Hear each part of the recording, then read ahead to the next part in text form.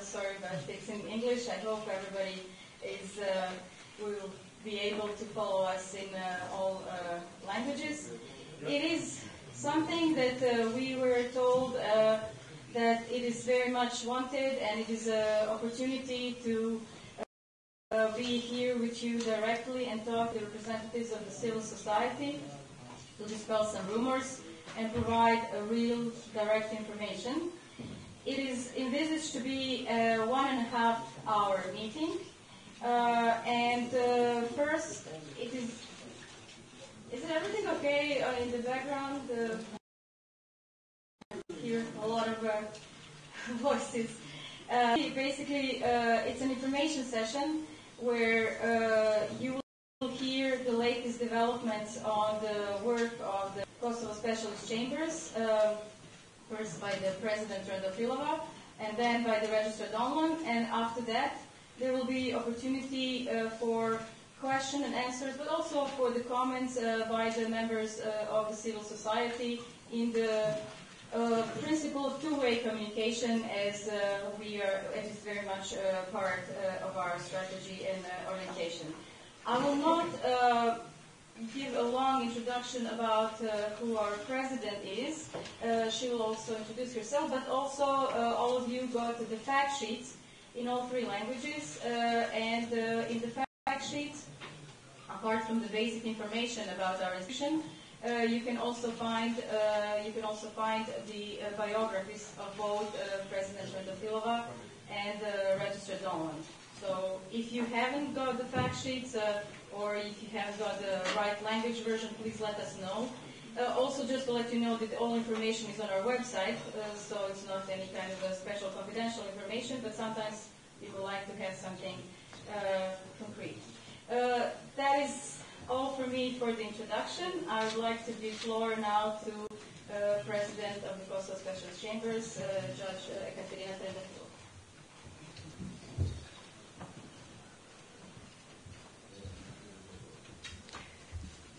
Thank you very much, Avis. Good afternoon, ladies and gentlemen. It is my pleasure and honor to be here today. This event is of crucial importance for me. From the day of my appointment in December 2016 last year, it was my intention to visit Kosovo and to hold such a meeting with representatives of the social society.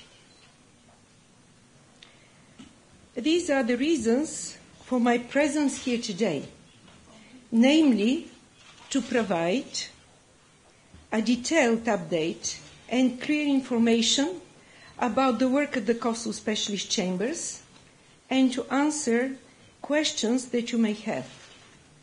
Today's event is of vital importance in order to achieve a great understanding of the mandate and the work of the Specialist Chambers. Second, to establish trust in the judicial process before the Specialist Chambers. To demonstrate that the Kosovo Specialist Chambers are dispensing justice impartially and independently, free of any influence and interference, fear or favor. At the outset, I would like to firmly state the following. The Specialist Chambers have been established to address allegations of grave human rights violations amounting to crimes against humanity and war crimes by ensuring fair, safe, independent and impartial trials. The mandate of the Specialist Chambers is to prosecute and try cases against individuals and not against organizations. Third, the Specialist Chambers strive for efficiency, transparency, and neutrality. Fourth, and most importantly, the Specialist Chambers respect and endorse equality for the rights of victims, witnesses, as well as for suspects and accused. I would like to make a brief retrospection on the establishment of the Kosovo Specialist Chambers. As many of you may know, in January 12, 2011, a report of the Parliamentary Assembly of the Council of Europe was issued alleging crimes committed during and in the aftermath of the Kosovo conflict for the period 1990, 1st of January, till the end of 2000, 31st of December. In May the same year, 2011, the Special Investigative Task Force was established to further investigate allegations of unlawful detention, deportation, torture, killings, and other crimes related to the Council of Europe report. In 2014, in 3 years, Mr. Clint Williamson reported the results of the Special Investigative Task Force investigations. In the exchange of letters between the European Union and Kosovo in April 2014, the cornerstones of the specialist chambers were laid down. Kosovo suggested, in these exchange of letters, to set up a relocated judicial body to investigate, prosecute, and adjudicate crimes deriving from the Special Investigative Task Force investigation. It was also agreed that dedicated, separate judicial chambers would be relocated to a third state, that such judicial chambers would be governed by their own statute and their own rules of procedure and evidence, and that they would be staffed with international staff only, and the judges will be international judges. The exchange of letters was thereafter ratified by the Assembly of Kosovo. The framework for the setting of the Kosovo Specialist Chambers, as agreed in the exchange of letters, was implemented and further specified in the amendment to the Constitution, Article 162, as well as by the adoption of the law on Kosovo Specialist Chambers and Specialist Prosecutor's Office by the Assembly of Kosovo on the 3rd of August 2015. The law on the Kosovo Specialist Chambers and Specialist Prosecutor's Office created the Specialist Chambers, which is composed of two organs, the chambers, comprising of judges, tasked with the judicial work, and the second organ is the registry, with a complex structure to administer and service the specialist chambers, namely the judicial work of the specialist chambers. The law also established the Specialist Prosecutor's Office as an institution absolutely independent from the specialist chambers.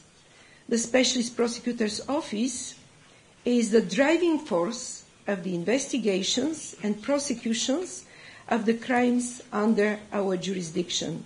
It is separate and independent, as I said, from the specialist chambers.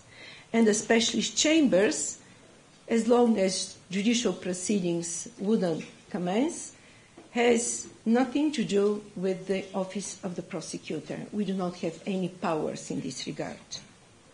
A planning team tasked to set up the initial structure of the specialist chambers as a relocated institution, headed by Dr. Fidelma Donlon, commenced its work in 2015 in Brussels. In April 2016, Dr. Donlon was appointed registrar of the specialist chambers, and in September, the 1st of September, Mr. David Schwendeman was appointed specialist prosecutor.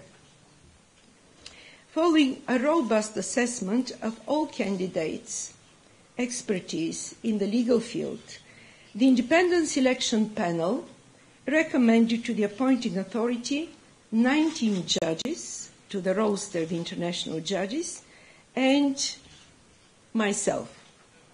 I was appointed on the 14th of December to the position of president of the specialist chambers, which is an enormous honor, but at the same time an enormous responsibility. And I assumed office on the 12th of January this year. On the 1st of January 2017, the host state agreement with the Netherlands was entered into force, was signed between the Netherlands and Kosovo, which allows for the conduct of proceedings on the territory of the Netherlands. What is the performance so far of the Kosovo Specialist Chambers? In March this year, in less than 2 months of relentless drafting with my small legal team, the team of 3 persons, and following the comments and proposals of judges, we have conducted our first plenary, which adopted 3 seminal documents. The first one was the Code of Judicial Ethics, establishing the principle and standards that judges have to respect and to abide by in their judicial performance, and in case of violation, not adherence to these internationally recognized principles and standards for the performance of the judicial profession, there is a provision about disciplinary proceedings that could commence, ending up with sanctions, the most hardest one being dismissal from office. So by adopting this Code of Judicial Ethics, judges demonstrated their professionalism and their readiness to abide in the judicial proceedings and their performance by well-established worldwide standards of the judicial profession. The other document was the rules on the assignment of judges to specific cases as soon as we are going to be seized by the prosecutor. And the most important document still was the rules of procedure and evidence, which in a domestic system could be translated as the Criminal Procedure Code. The rules of procedure and evidence have been thereafter, after adoption by the plenary, which was on the 17th of March, were thereafter subject, according to the law, and according to the constitutional amendment, they were subject to the review of the Specialist Chamber of the Constitutional Court. And for all those of you who are interested in our performance and activities, you know already something that I will still repeat, that out of 208 rules of the document that was adopted by the plenary of judges, the Specialist Chamber of the Constitutional Court found that 9 were not reaching the highest standards of human rights, and they were reversed and turned back to the plenary for further work on these 9 rules in order to be in full compliance with Chapter 2 of the Kosovo Constitution and with the highest human rights standards. Thereafter, there was also a review by the same constitutional, specialist constitutional chamber, and after the review ended up positively, the specialist chamber judges being content, satisfied with the final result, the rules of procedure and evidence entered into force on the 5th of July this year. So as of this very date, the 5th of July, the specialist chambers are fully operational, and we are ready since then to start judicial proceedings if seized by the prosecutor. I would like very shortly to inform you about the selection of judges. The selection of judges is a novelty which is provided in the law for the Kosovo Specialist Chambers and Specialist Prosecutor's Office as adopted by the Kosovo Parliament. It was conducted, the selection process, by an independent selection panel comprised of 2 international judges with substantial international criminal justice experience and 1 high-positioned lawyer representative of the European External Action Service.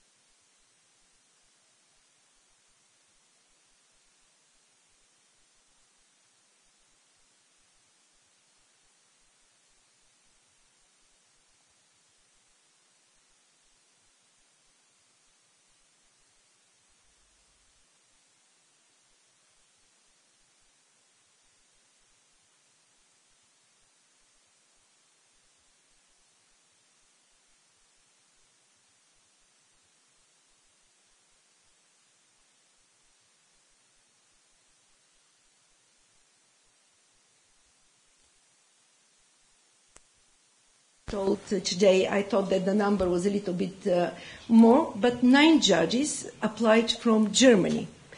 Then 17 applied for Italy. From my country, we were 5. I knew only one of them.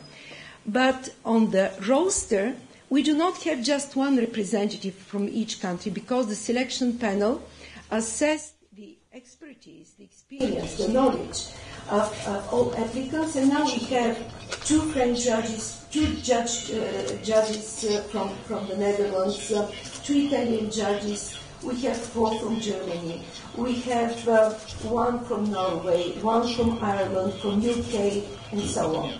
So this is a demonstration that this vigorous vetting process that was conducted by the selection panel had to result in a high caliber of professionals that are truly committed to the rule of law and to the interests of justice.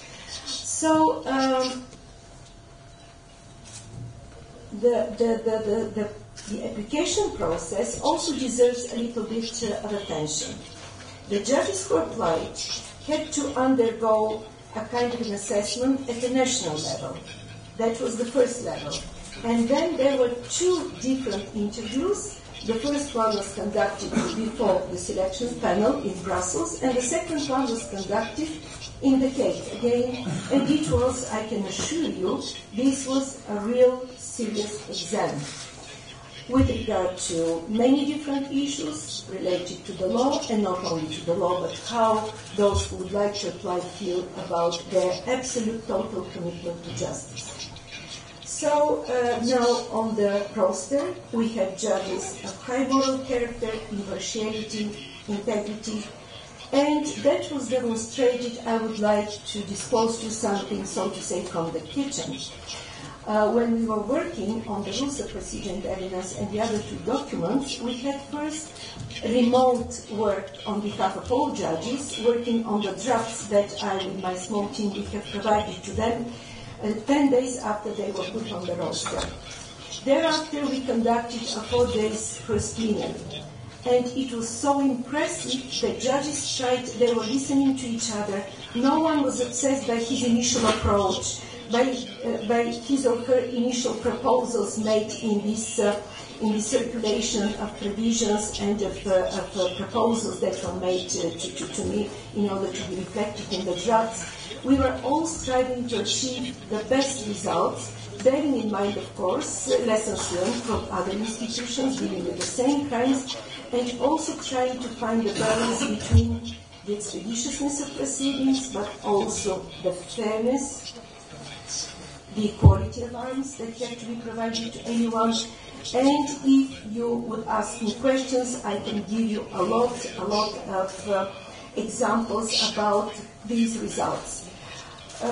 Now, with regard to some important points that were reflected in our rules of procedure and evidence, First, the fairness and expeditiousness, which is a principle that has to be adhered to, and there is ample of judgments with the European Court of Human Rights against states, and there are states for not respecting the expeditiousness of proceedings and also fairness of proceedings.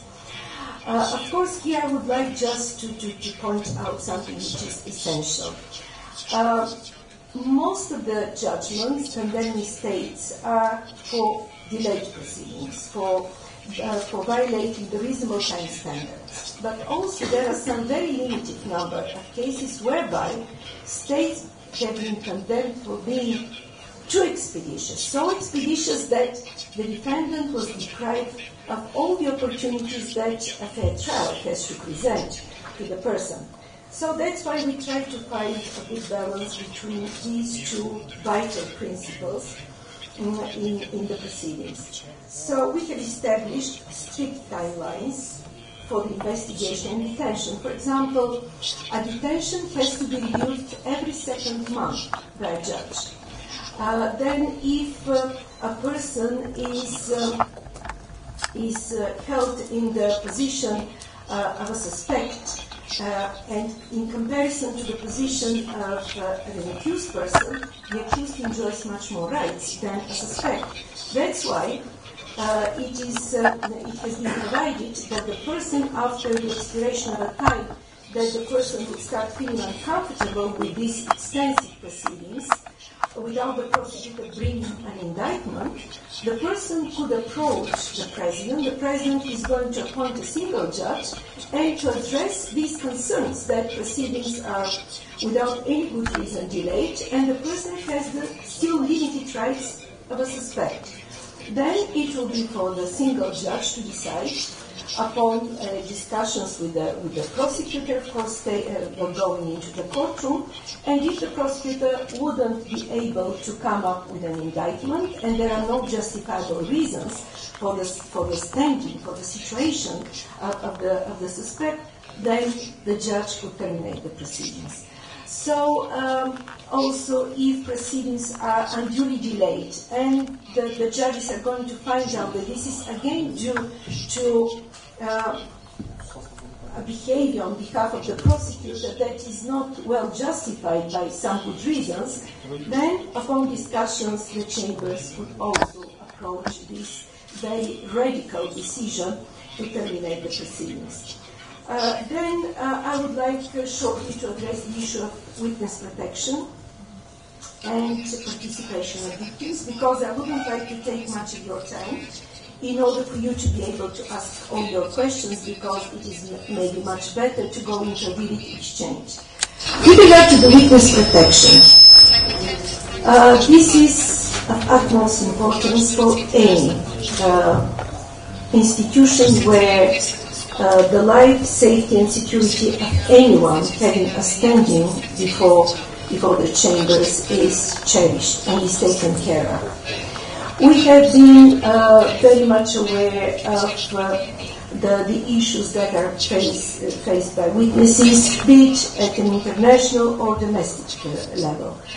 And that's why this is pivotal. This is pivotal for us to take measures, and of course I will just mention those that are typical for a number of international statutes or domestic legislation, like using pseudonyms, also redacting information that can disclose the identity of the person who is appearing as witness, also conducting post-session proceedings for a particular part of the proceedings where this identity could be disclosed, private sessions as well, also a robust witness protection program where we are, and that I cannot disclose to you because then the whole idea of witness protection is going to be totally senseless.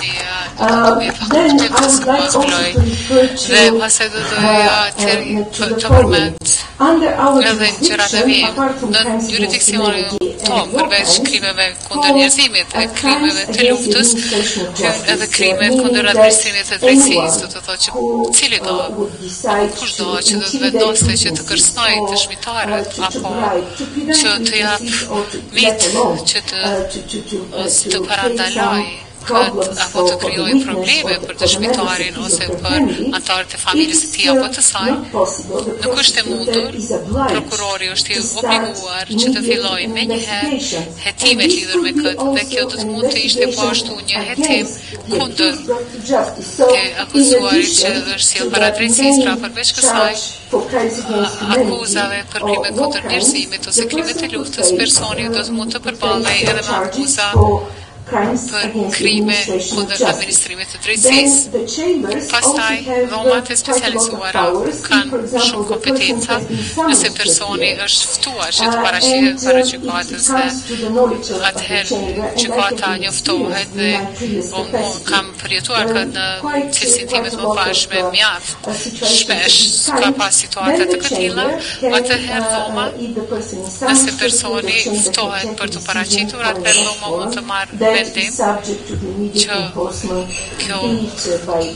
që duhet të zbatohet nga autoritetet përfaqëse të Kosovës ose nga policia speciale, prokurorit dhe kështu me radhë. Pastaj në njësinë e paraburgimit, secili që është në paraburgim e ditë që njerëzit vazhdimisht janë në monitorimin bazik, është quajtur, dhe e drejta për privatësi kur takon anëtarët e familjes me mbrojtësin apo dikush që është një person që ndihmon me besimet religjioze të paraburgoserve, natyrisht që gëzojnë sekretin ose sekretin e këtyre takimeve, mirë po nëse është në një dieni të dhomave që kjo po kësipërdoret dhe qëllimi i vërtetë i këtyre takime është për të filluar që të shënjestrojë dëshmitarët, atëherë dhoma mund të marrë vendim dhe të administruesi do të bëj monitorimin aktiv që do mund të përfundonte me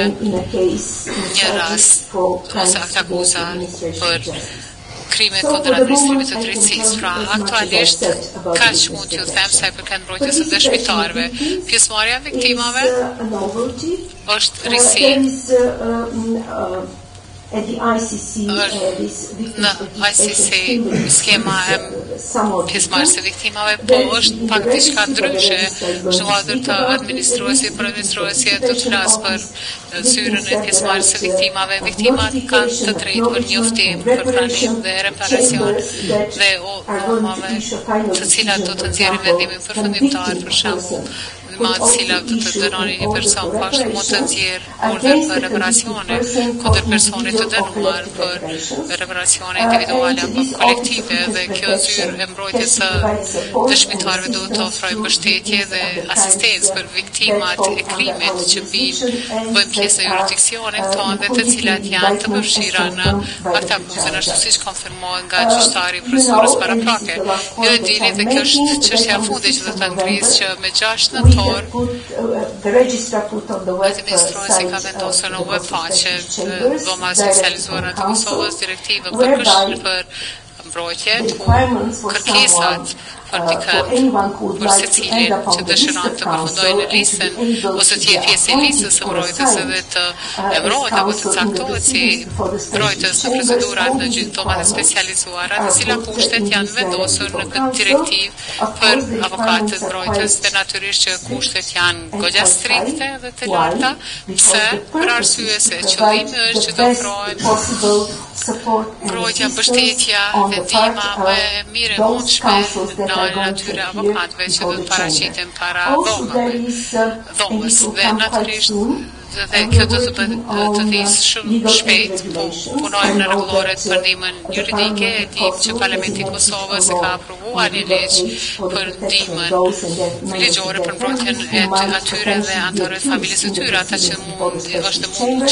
potencialisht do të akuzohen dhe kjo është një çështje shumë e mirë në shumë prej sistemeve vendore që e respektojnë drejtën për përfaqësim të duhur dhe ky është legjislacioni që është aprovuar mirë, po përveç kësaj ne po ashtu jemi duke punuar në rregulloret të ndihmës ligjore juridike për ato që janë plotësisht ose pjesërisht nuk mund të paguajnë vetë avokati mbrojtës. Do të njoftoj për një zotim shumë të rëndësishëm që është bërë nga qeveria zviceriane për 2 vjet një program I paraprimit ose I vizitave që do të na jap mundësi dhe jemi shumë mirënjohës për këtë që të fillojmë të punojmë me shoqërinë dhe të takojmë përfaqësuesit e shoqërisë civile në mënyrë që të jemi në gjendje që të sqarojmë çdo gjë që është në interes të njerëzve që janë të interesuar për funksionimin tonë, si dhe për të shmangur ndonjë keqkuptim lidhur me natyrën, me mandatin, si edhe me krimet që kanë të bëjnë me jurisdikcionin tonë, kështu që përballemi me pritjet që bëjnë pjesë në mandatin tonë, ashtu siç janë caktuar detyra për dhomat e specializuara për Kosovën nga anëtarët e deputetëve të parlamentit që kanë aprovuar për me 2/3 e votave ligjit për dhomat e specializuara. Unë do të përfundoj duke thënë që vërtet po përsëritem, po jam e nderuar që jam embruar në këtë pozitë, mirë po njëkohësisht është vërtet një përgjegjësi shumë e madhe dhe shpresoj që në këtë pozitë nuk do të përballem me situata kur për herë parë në karrierën time profesionale unë nuk do të ndihem rehat që të takohem me ju pas disa muajve që të përballem me juve përsëri dhe që sinqerisht dhe me dinjitetin e profesionit tim të përgjigjem në gjitha pyetjet tuaja.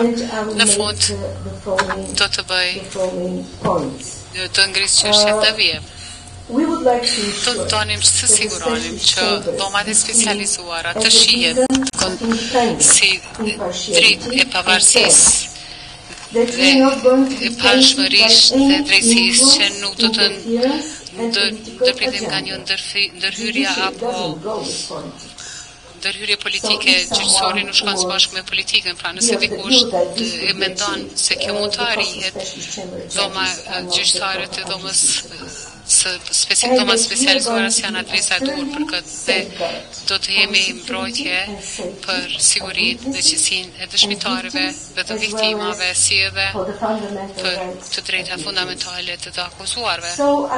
Pra të përfundoj me kaq dhe jam e hapur për pyetje që mund t'i keni sa I përket asaj që keni parë deri më tash në sajtin tonë, mirë po ta bëj të qartë sepse kam përcjell shtypin dhe janë disa këndvështrime të cilat po vijnë për arsye se ka akt akuza. Mirë po me sinqeritet të plot nuk ka akt akuza. Aktualisht ende jemi duke pritur prokurorin që të kryej detyrat e tij, si në çdo sistem tjetër, prokuroria është forca shtytëse e kësaj, pra unë kam marrë për arsye se kam dashur që pasi të përfundojmë me detyrë më të rëndësishme që të themelimit të kornisës juridike për funksionimin e institucionit tonë, që të bëjmë atë funksionale të vi dhe të takohem me ju dhe do të jetë qasja ime, kjo do të jetë qasja ime në muajt të vijim, kur do që ka nevojë që të vi dhe të përballem me juve, ju faleminderit shumë.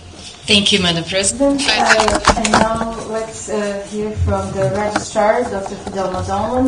She's getting the registry, which is one important part of the Kosovo Specialist Chambers, but she will tell you more about it.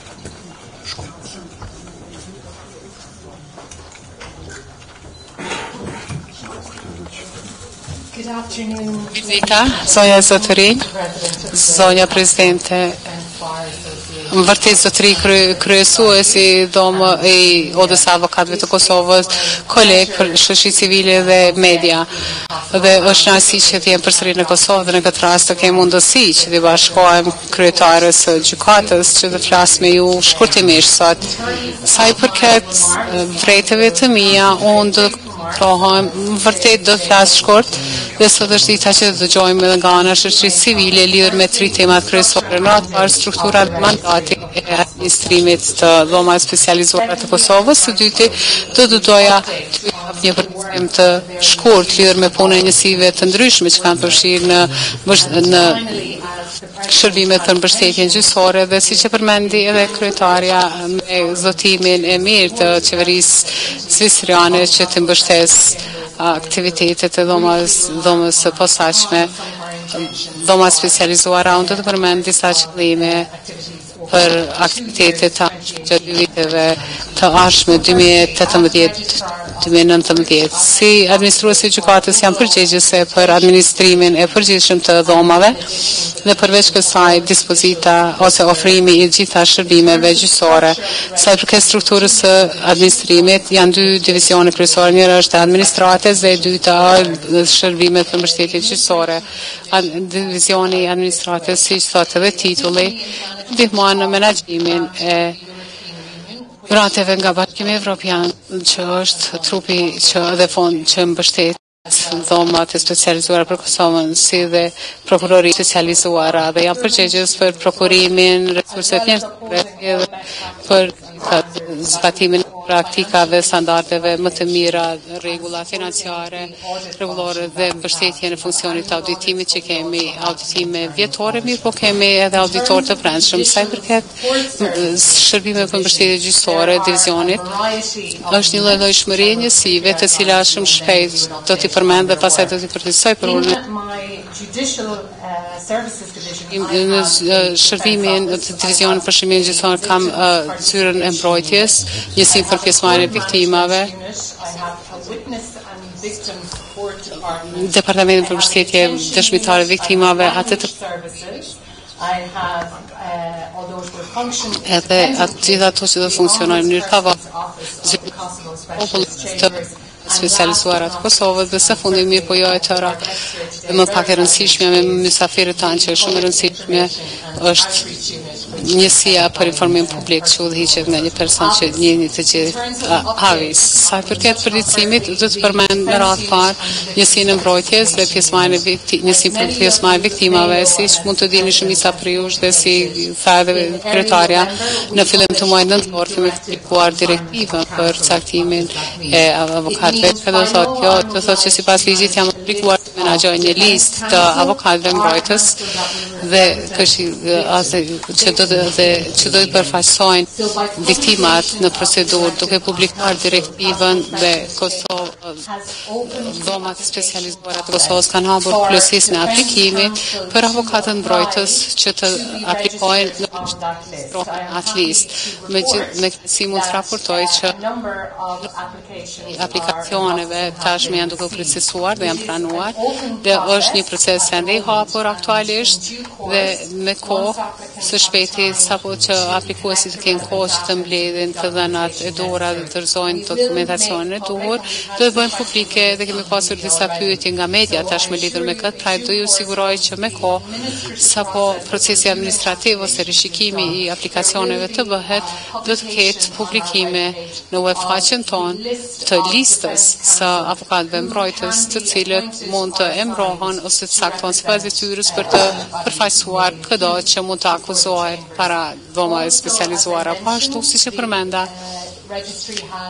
administrata ka zyrën për pjesëmarrjen e viktimave. Viktimat kanë të drejtë të përfaqësohen nga një avokat mbrojtës në procedurën gjyqësore dhe sa i përket procesit aktual të aplikimit është po ashtu e hapur për avokatët që kanë përvojë relevante që mund të jenë të interesuar që të përfaqësojnë viktimat në të ardhmen. Përveç kësaj, si tha edhe presidentja, puna jonë është në vijim e sipër sa i përket krijimit të kapacitetit mbrojtës. Ne jemi në fazën përfundimtare të finalizimit të rregullorës për ndihmën ligjore juridike të gjykatës. Sipas ligjit jam obliguar të menaxhoj sistemin e ndihmës juridike, kështu që nëse një person i akuzuar nuk ka parat mjaftueshme për të mbrojtur veten para gjykatës apo janë pjesërisht kanë disa fonde po s'kan fond mjaftueshëm për mbrojtje të duhur, atëherë dhomat specializuara do të kenë skemën për ndihmë juridike dhe personat mund të aplikojnë që të marrin mbështetje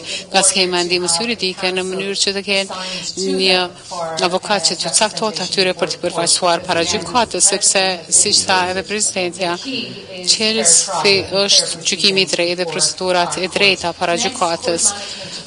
Pastaj departamenti për menaxhimin e gjykatës në të ardhmen është njësia që do të jetë përgjegjëse për menaxhimin e gjykatorës. Sot do të doja të theksoj disa aspekte të punës së tyre që do të jenë dhe të mbeten në këtë kohë shumë të rëndësishme, si sa edhe presidentja dhe siç e dini ta shumica prej jush ne funksionojmë në 3 gjuhë. Pra, informacionet vona publikohen në 3 gjuhë zyrtare të gjykatës, webfaqja jonë është në 3 gjuhë të gjykatës dhe zyrtare, dhe në të ardhmen kemi për qëllim të vazhdojmë publikimin e materialeve në të 3 gjuhë zyrtare, përveç transmetimit të procedurave në 3 gjuhë zyrtare të gjykatës. Tash jemi të punuar së bashku me ekipin në njësinë e teknologjisë informative dhe menaxhimit të gjykatës, sigurohemi që webfaqja jonë është faza 2, sa është në proces i sipër, webfaqja të cilën e dini dhe e shihni sot do të ketë një komponent, një element që procedura gjyqësore në gjykatore mund të transmetohen përmes webfaqes dhe në 3 gjuhë zyrtare. Përveç transmetimi dhe siç u përmendë edhe nga kryetarja, ne jemi duke përfshirë teknologjinë për të na ndihmuar që të sigurojmë integritetin e procedurave, duke mbrojtur privatitetin, intimitetin si dhe sigurinë e personave të cilët mund të jenë para gjykatës. Kjo do të thotë që sa i përket gjykatorës, gjykatoria do të jetë e pajisur për të lehtësuar shtremrimin e fytyrës dhe të zërit nëse gjyqtari vendos që kjo është e nevojshme të bëhet për të siguruar drejtësinë dhe integritetin e procedurës. Siç u përmend, ka njësi për mbështetje viktimave dhe dëshmitarëve, ajo njësi në përgjithësi është e ngarkuar me punën e sigurisë dhe mirëqenjen e personave të cilët dëshmojnë para gjykatës ose të tjerët që mund të jenë në rrezik për shkak të dëshmisë së tyre. Dy komponenta janë, një është mirëqenja, mbrojtja e personave që mund të dalin para gjykatës, mirë përveç kësaj jemi shumë të vetëdijshëm dhe nga praktika gjatë 25 jetëve të kaluara që ka persona të cenueshëm dhe dëshmitar të cenueshëm të cilët mund të dëshmojnë para gjykatës. Dhe në këtë rast, në një rast të tillë, njësia për mbrojtjen e viktimave, dëshmitarëve ka staf të kualifikuar, përfshirë psikolog, të cilët kanë përvojë të madhe të punuarit me persona që kanë vuajtur me trauma të rënda dhe cilët duhet të mbështeten gjatë tërë procedurës. Pra ky kapacitet ekziston, një kapacitet të cilin kemi për qëllim të përmirësojmë, të sqarojmë, derisa vazhdojmë më tutje. Sa i përket zyrës së avokatit të popullit, siç e përmenda, është avokati i popullit i dhomave specializuara të Kosovës, dhe në takimin para kësaj kryetaria dhe unë kishim rast që takohemi me kryetarin odës avokatëve, si dhe të avokatin e popullit të Kosovës, dhe i përgjigjova ata që procesi i rekrutimit të avokatit të popullit të dhomave specializuara të Kosovës është në vijim i sipër dhe shpresojmë që ai emërim do të bëhet në të ardhmen e afërt. Në fund, unë i përmenda informimin publik dhe njësim për vizita në terren dhe duke përfunduar sa do të doja të përmend aktivitetet të ashme në fushën e informimit publik dhe outreach, se kem rast që të flas drejtpërdrejt me shoqërinë civile dhe me mediat. Pra, me zotimin e mirë të qeverisë zvistrane dhe si pjesë e strategjisë sonë së komunikimit pas aprovimit të rregullorës së punës dhe dëshmive të gjykatës në korrekt, kemi shtuar aktivitetet tona dhe punën këtu në Kosovë. Shumë prej jush janë takuar me disa prej ekipit tim dhe shefin e zyrës për mbrojtje ose për pjesëmarrje të viktimave, zëvendës administruese me njësi shefin e zyrës dhe janë mbajtur takime, një takime në vend që ka ndodhur jo vetëm në Prishtinë, mirë po në vende tjera të vendit.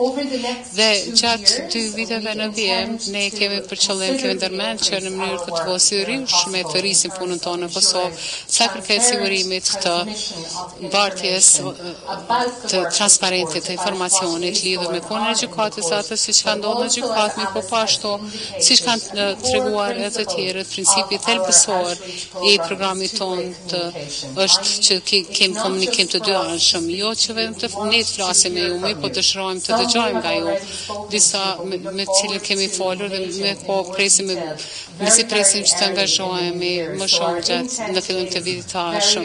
Pra qëllimi ynë është që qysh në fillim të vitit të ardhshëm të aranjojmë një raund të konsultimeve me shoqërinë civile me propashtë me grupet e tjera dhe aktorët e tjerë dhe bisedarët në Kosovë për të prezantuar atë që është puna programi ynë I punës 2 vjeçar, por të dëgjojmë nga ju jo vetëm lidhur me temat të cilat janë relevante për atë se çka do doni të dëgjoni, për çka do të doni të dëgjoni më shumë, po grupet e targetuara do doni të angazhoheni me shoqërinë civile, mirë po ashtu mos ishte edhe me grupet e të rinjve, komunitetin ligjor kështu me radhë.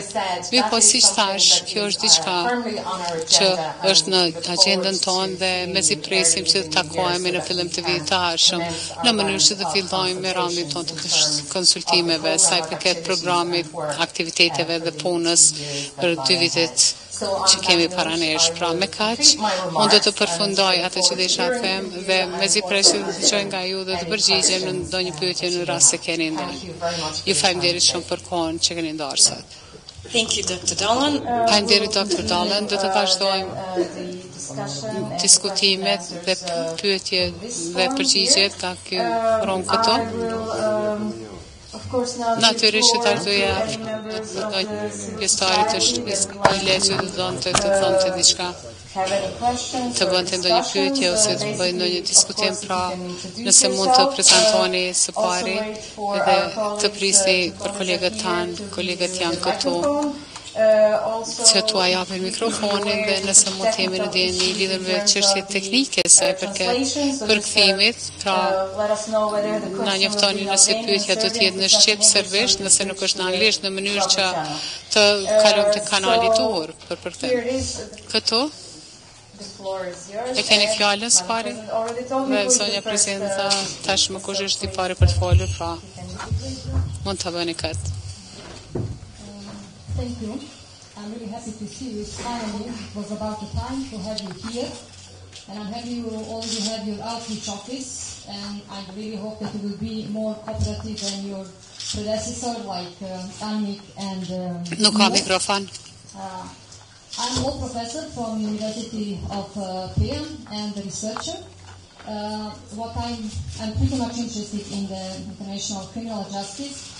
Involved since 98, 99, had some field research, and now that I'm kind of following your work, I would like to raise 2 issues. The first one is regarding the quality of testimony or accuracy of testimony after 20 years. How can we consider a testimony Ti mund të marrë parasysh dëshminë accurate që tjetë e sa duke ditur që disa over the time? I give an example as a researcher. As I said, I've been involved in criminal justice. Si që kam thënë përfshirë në drejtësinë penale, I started to do some field research. Në vitin 2000 kam filluar me hulumtimin dhe kam interesuar njerëz. Kështu që jam kthyer në 2009 dhe pastaj vitin e kaluar 2016. For me as a researcher, perhaps it's not a big problem. Do shta nuk është të problemi ma, sepse nuk është 100% sakt, vetëm do të di pak a shumë për kornizën kohore, mirë për ju si gjykat, duhet pra që të dihet çdo hollësi. Dhe pastaj do t'ju tregoj në lidhje me pritshmëritë për drejtësinë që nga viti 2000 pra kemi pasur dhe do dëshirojmë pra të dimë shoqëria jonë cili është mendimi I tyre dhe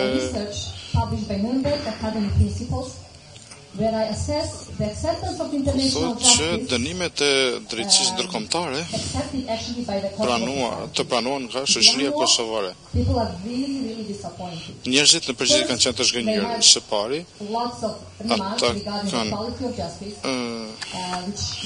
cilësia e drejtësisë, pra ka shumë për të dëshiruar, dhe pastaj edhe se përket drejtësisë proceseve dhe më së fundi sepse ju thatë që keni vendosur rregulla të reja se përket pavarësisë gjyqësorit, ju thatë si i emërohen dhe unë duhet të di se kush është personi përfundimtar që e bën emërim, kush bën emërimin, kush është i fundit që e bën emërimin. Nëse qëndroni për një vit dhe ato të shkelet pra pavarësia e institucionit si tillë, ju falenderit shumë. Nëse mund të përgjigjim një nga një, apo të dëshiron që të kemi disa pyetje, si ju përshtatju, sepse me kënaqësi do të përgjigjesh profesoreshës se është po ngrit disa çështje shumë serioze. First of all, with regard to the quality... Sa i përket cilësisë së dëshmive, natyrisht është absolutisht korrekte që është shumë vështirë që të bëhen kujtime të ngjarjeve të cilat kanë ndodhur tash gati 20 vite më parë. Kështu që natyrisht ju e dini se pjesa më e rëndësishme në profesionin tonë edhe në mësimdhënien tuaj është ligji i dëshmive, e drejta e dëshmisë. Dhe më pëlqen ky prezantimi simbolik i dëshmive në krahasim me drejtësinë penale. Drejtësia penale është një lloj guace e cila duhet të ndërtohet aq mirë ashtu që ajo perla të rritet mirë. E që në fund të fundit çdo gjë të përfundojë me dëshmitë, si janë mbledhur dëshmitë, si do të vlerësohen dëshmitë dhe të vlerësohen dhe ashtu e keni një pyetje profesoresh shumë të qelluar. Prandaj më duhet të them dhe se ligji që unë nuk e di kush janë përpluste ligjit në përdhomat specializuar dhe zyrën e prokurorit special në Kosovë, mirë po ka qenë një punë shumë e mirë që është bërë, natyrisht asgjë mund me qenë perfekte, përkëmi po janë vendime të rëndësishme janë marrur dhe aty keni dispozitat që edhe më tej ndërtohen mbi rregullat e procedurat të dëshmive janë ndërtuar që dëshmitë që mbledhen nga hetuesit vendor, nga agjencitë dhe nga institucionet ndërkombëtare dhe në veçantë duke referuar për dëshmitë që janë mbledhur nga Tribunali i Hagës, nga EULEX-i, nga mekanizmet e UNMIK-ut, mund të përdoren, mund të pranohen. Nëse ato do të pranohen varet nga gjyqtarët, sepse gjyqtarët duhet të vendosin para se gjithashtu se a janë këto dëshmi relevante dhe nëse ato dëshmi janë prima facie, pra nëse ka mundur të ketë qartësi sa i përket lëndës së rastit dhe pastaj gjatë të mbledhjes së dëshmive e dini profesor dhe dini profesoresh dhe dini të gjithë të tjerë se besueshmëria duhet të testohet dhe kjo bëhet nga ose duke mbledhur dëshmi shtesë, të cilat do të kishin fokusin, për shembull dëshmia deklarata e një dëshmitare apo të një dokument. Pra këto dëshmi të jenë të lidhura drejt për drejt me lëndëmir, po qëllimi është nëse dëshmitari është duke dëshmuar që ai apo ajo ka qenë në vend kur është në vendin e ngjarjes kur ka ndodhur vepra penale dhe për të qenë dëshmi e besueshme, nëse personi ka qenë në komë për shembull, pra nuk ka pra dëshmia duhet të jetë sa më e besueshme që është e mundur. Në mënyrë që pra testimi i cilësisë së dëshmive dhe pesha duhet të vlerësohet në fund nga gjyqtarët dhe kjo varet nga ajo se si një proces lidhur me mbledhjen dhe vlerësimin e dëshmive bëhet. Për këtë arsye, sa i përket pra ekziston një mundësi lidhje me dëshmitë për deklaratat e dhëna nga dëshmitar të cilët me kohën në procedurës para themel pra dhe mund të ngritën shumë pyetje si është e mundur që për këtë arsye nëse a mund të besojmë një dëshmi të tillë për këtë arsye duhet të vlerësohet se si janë mbledhur këto dëshmi në atë kohë. Pra i kthehemi pra hetimit fillestar.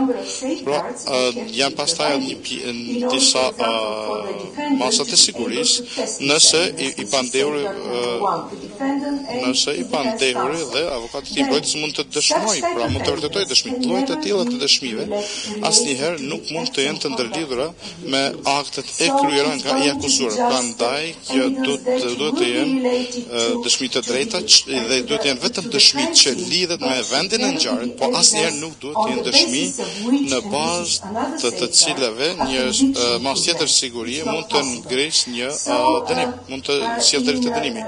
Pra në marrjen me ngjarje të tilla që kthehet aq shumë vite në të kaluar është e vërtetë, shumë vështirë. Mirë po, ka masa sigurie që duhet të aplikohen dhe ato duhet të përfshihen në rregullat e procedurës së dëshmive. Dhe në fund të fundit, këto dëshmi nuk do të ishin të besueshme dhe të mbështetshme dhe ato, nëse ato nuk janë të besueshme, ato nuk merren parasysh. Dhe këtu vim deri te pika që profesoresha e respektuar nuk e ngriti mirë, po do dëshiroj vetëm ta them se çka do të jetë suksesi i asaj që ne bëjmë. A do të matet suksesi me numrin e dënimeve apo me numrin e lirimeve? Më duhet të them jo. Suksesi duhet të matet nga ajo nëse procedurat dhe secili duhet të ketë mundësinë për që të ndjek procedurën në gjykatore. Për këtë arsye edhe administratorja është çështje e cekuar shumë e rëndësishme, sepse kushdo që është i interesuar në performancën tonë, në punën tonë, mund të bëjë vlerësimin e tij apo saj dhe ne nuk do të nënvlerësojmë ndjenjen e ndaj drejtësisë që secili ka. Dhe në bazë të këtij vëzhgimi të procedurës, suksesi do të ishte nëse gjyqtarët do të ishin në gjendje të ofrojnë respekt, të kenë respekt për palët dhe për të gjithë, pra, nga ekspertët, dëshmitarët ekspert, apo nëse procedura ka qenë e drejtë, nëse personi është trajtuar me apo pa dinjitet, pas që secili gëzon për atë që në fund të fundit përcaktimi përfundimtar mbi fajsinë apo pa fajsinë duhet të bëhet në bazë të dëshmive dhe gjyqtarët që marrin vendimin e tyre përfundimtar duhet të afrojnë arsyetim, të japin arsyetim dhe në arsyetimi do të jetë në bazë të analizës së dëshmive dhe natyrisht pastaj gjykata themeluare duhet të vlerësohet nga gjykata e apelit. Dhe siç e dini, pastaj vjen shkalla e supremës. Pra kjo do të jetë sipas mendimit të tij, kjo do të jetë pra suksesi i secili person individualisht që në një formë është i lidhur apo është i interesuar në atë që ne bëjmë. Madje edhe kur në fillimisht personi nuk ka dashur të pranoj atë që Parlamenti i Kosovës ka vendosur që të themeloj këtë institucion, do në fund do të thotë: mirë, unë nuk dua të shoh atë që nuk dua të vlerësoj atë që kam dëgjuar dhe që kam parë, por dua vetë pra të shoh që gjyqtarët të bëjnë punën me ndërshmëri, me dignitet dhe me sensin e drejtësisë. Kjo është mënyra se si unë e shoh dhe kjo është ajo që unë kam bërë dhe më duhet të them se në rastet pra, përvoja mund të ndryshoj krejt qëndrimin, por është shumë e rëndësishme vetëm të shihet ajo që po ndodh në gjykatore. Pyetja tjetër e juaj profesoresh është në lidhje me zhënjimin. Me duhet të them se kam lexuar shumë në lidhje me Kosovën, kam lexuar shumë për çdo gjë që ka ndodhur gjatë konfliktit, pas vendimit për pavarësinë në 2008 dhe themelimit të mekanizmave të ndryshëm, institucione të ndryshme në mënyrë që të fuqizohet dhe promovohet sundimi i ligjit dhe kështu me radhë. Mirë, po nuk jam në pozitë që dhe sinqerisht nuk dua të flas me autoritet për diçka që unë në cilën nuk kam qenë përfshirë. Vetëm si një vëzhgues i jashtëm kam disa qëndrime, mirë po sa për informatat e mia besoj që ato janë të mjaftë mira, mirë po nëse dëshiroj të pyes si bëhet përzgjedhja e gjyqtarëve. Në fakt, gjyqtarët në roster, në listë zgjidhen, do të jenë atë listë deri në fund të ekzistimit të domat speciale. Gjyqtarët mund të largohen nga ajo listë vetëm nëse ata do të shkelin atë që gjyqtarët kanë miratuar në kodin e etikës gjyqësore. Sepse sjellja etike që i atribuohet profesionit gjyqësor dhe pastaj do të jetë vetëm për gjyqtarët në plenare me 2/3 e shumicës që mund të largojnë gjyqtarët. Pra duhet të jenë edhe garanca tjera sa i përket mbajtjes së gjyqtarëve në listë. Me lejoni edhe diçka tjetër, është ndoshta paksa e lehtë që të flitet në pikpamje shumë pozitive, sepse nëse kthehemi te komenti juaj që njerëzit mund të zhgënjehen nga ajo që ka ndodhur në të kaluar, unë nuk do të dëshiroja që të dukem si dikush vetëm që po shpërndaj deklarata të mira, të pozitive, mirë po sa ne të fillojmë aktivitetin tonë gjyqësor, nëse ju do të mund të ndani ca prej kohës suaj, vetëm ju lutem ndiqni procedurat dhe e bëni vendimin tuaj, sepse ajo që kam parë unë nga performanca e gjyqtarëve më bën shumë më krijon shumë besimin tim dhe kam shumë besim në mënyrën se si ata do ta bëjnë punën e tyre. Nuk do të ketë fare ndikim, nuk do të ketë mundësi për ndikim tek ata. Unë do të isha shumë e zhgënjur nëse ndjenjat e mia fillestar sepse gjatë kohës jemi duke punuar me gjyqtarët, për shembull direktiva për mbrojtësit, ajo ju është dërguar gjyqtarëve, ata e kanë rishikuar dhe ata kanë dalë me sugjerime shumë të mira. Njëjtë ka ndodhur edhe për sa i përket me procedurën e stafit. Kemi një gjyqtar i cili është duke shërbyer në Kombet e Bashkuara, pra në tribunalin për punën në Kombet e Bashkuara, pra me shumë përvojë dhe ai po ashtu ka rishikuar këtë. Dhe në ndihmën ligjore do të marrim qasjen sa i përket ndihmës ligjore, ndihmës juridike në institucione të ndryshme, jo vetëm ndërkombëtare, po edhe vendore. Edhe unë personalisht do të zbuloj. Unë kam përpiluar së bashku me disa prej kolegëve ligjin për ndihmën juridike në vendin tim në bazë të rishikimit të sistemeve të ndryshme, nga tradita e ligjeve common law të ligjit civil. Unë nuk do të zhgënjehem dhe ju nuk do të zhgënjeni po ashtu. Faleminderit, profesoresh. Next question, please.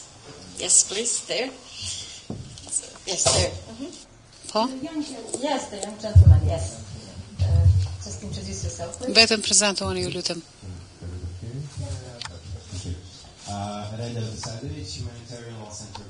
Qendra për drejtën humanitare. Introduction and an overview of all, very comprehensive overview of all the activities that have been done and the planned activities as well. I will be very brief. Do të flas shumë shkurtimisht.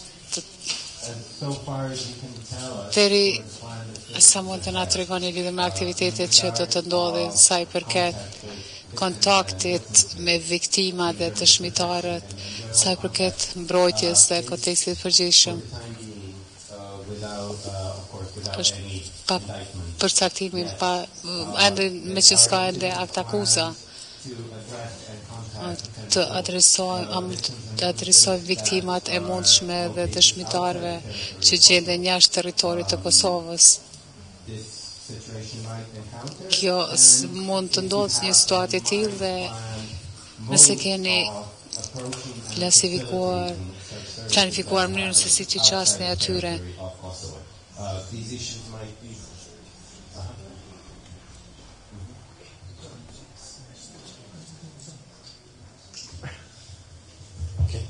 Translators hear me now? Yeah? Okay.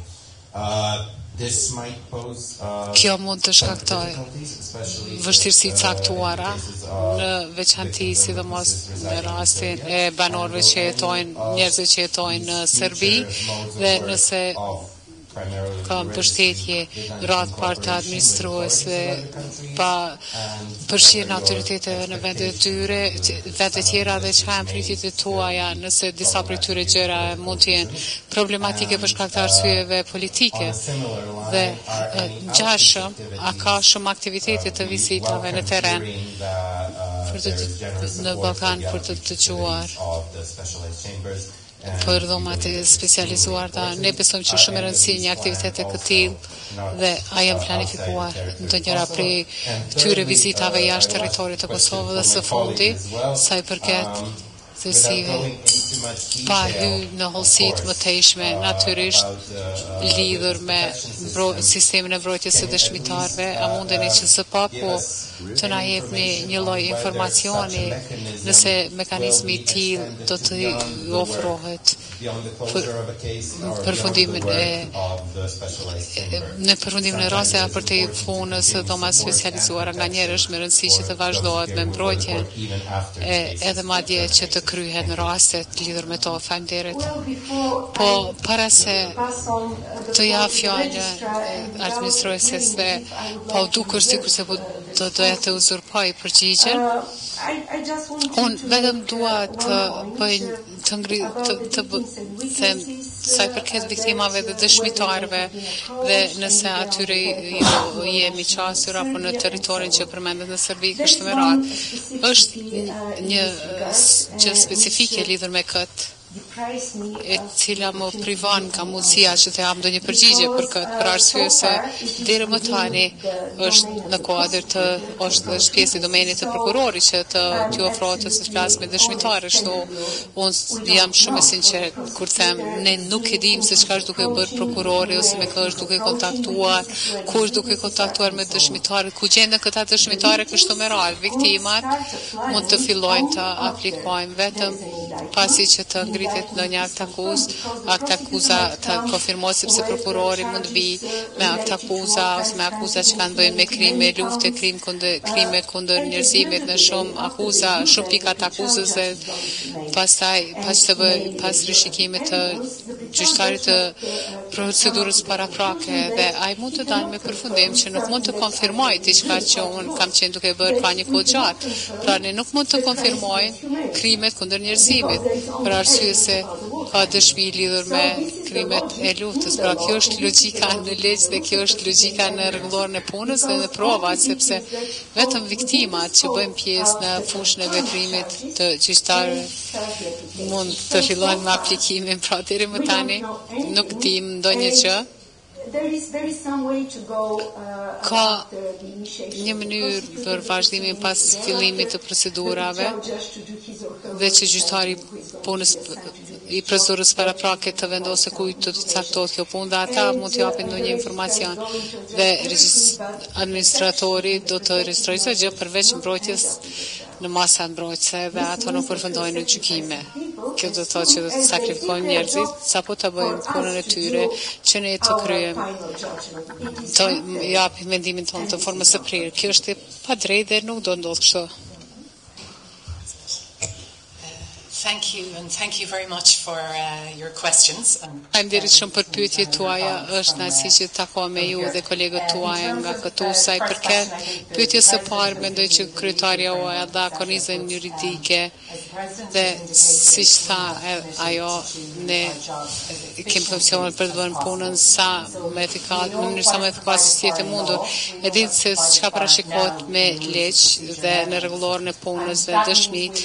Dhe kjo do të thotë që ne dim që ka akt akuza dhe ato janë akuza dhe janë publike, atëherë do të fillojë skema për pjesëmarrjen e viktimës, sepse ai është momenti kur mund të fillojnë, ndërsa atë që jemi duke bërë është të shikojmë atë fotografi, faktu të shikuar atë dhe të planifikojmë. Ne nuk e dim çfarë janë akuzat, si dim kush do të jenë viktimat, po e dim që do të ketë njerëz që do të dëshirojnë të aplikojnë gjykat pra zyra për pjesëmarrjen e viktimave. Në konsultime me presidentin jemi duke shikuar mënyrën më efikase që njerëzit të komunikojnë me zyrën për pjesëmarrje pjesëmarrjen e viktimave. Ne do të kemi në web faqen tonë në të 3 gjuhët një formular aplikimi dhe nuk do të jetë jashtëzakonisht e komplikuar, por do të bazohet në ligj. Dhe ligji thotë që viktima është një person që ka vuajtur dëmtime dhe mund të jetë fizike, por mund të jetë edhe dëmtime mentale si rezultat si pasojë krimeve që janë kryer, pra atë që kemi parasysh dhe është planifikimi për të ardhmen në zyrën për pjesëmarrjen e viktimave që aktualisht është shumë e vogël, por është shumë efektive, është ndarja e resurseve, sepse janë 2 elemente. Një është informacioni dhe kjo është arsyeja pse tash që kemi tërkornizën ligjore për cilën po flasim sot lidhur me faktin që rreth 2018-2019 derisa fillojmë me zbatimin e procedurave penale, atëherë puna për shpërndarjen e informacionit janë elementet kryesore për informacionit publike është që të informojmë njerëzit se si mund të aplikojmë. Një element tjetër që nuk është domosdoshmërisht është më shumë një ndihmë për të ndihmuar për të lehtësuar njerëzit, ne si gjykat jo vetëm përmes faqes tonë, se si të ndihmojmë njerëzit sa i përket ndihmimit njerëzve që të plotësojnë atë formular, si mund të zgjedhim më së miri ato resurse për të siguruar që kjo do ndodhë, dhe po ashtu se si mundemi, siç thash unë, të jemi të angazhuar me shoqërinë civile dhe me aktorët e tjerë që të punojnë me ju, të sigurojmë që ka shpërndarje të informacionit sa më shpejt që mundemi, por po ashtu edhe sa saktë që mundemi. Sa i përket aktivitetet tona të informimit publik dhe të vizitave, siç e përmenda, me zotimin e anshëm të qeverisë zvistrane, do të përqendrohemi shumë në aktivitetet, të drejtojmë aktivitetet në Kosovë, mirë po kjo nuk do të thotë që ne do të nuk do të përqendrohemi në aspektin rajonal si edhe në Hag. Për të përmendur këtë, mendoj që përgjigja është po. Ne do të shfrytëzojmë resurset për të siguruar që aktivitetet tona janë aty ku duhet të jenë, dhe ajo që jemi duke bërë dhe që kemi qenë duke bërë, që ne si një institucion që jemi vendosur në Hag, mirë po kemi dhe programin e vizitorëve, sa i përket studentëve që dëshirojmë të vizitojmë. Ne kemi një trup të madh studentëve që kanë ardhur të vizitojnë, dhe si kryesues së Gjykatës, ne e konsiderojmë marrë këtë shumë seriozisht, kemi mundësi dhe me gjithë nësi flasim në atë forum po ashtu.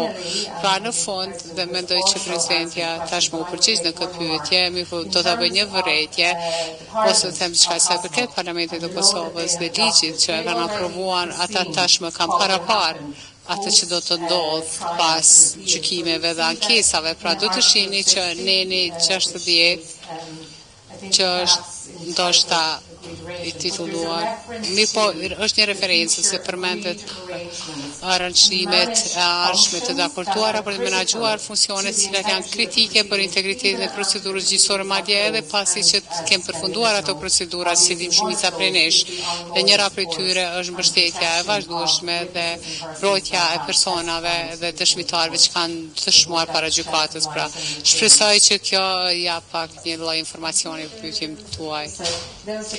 Pra, ishte një pyetje nga Nenad Maksimović këtu, po, zotëria aty. And then you afterwards, yes. Pastaj ju, po. Okay. Mr. Trendafilova, wish to welcome Fidalma to see again your physical presence. Pra, prania juaj fizike for the proper outreach program. Për programin outreach së vizitës.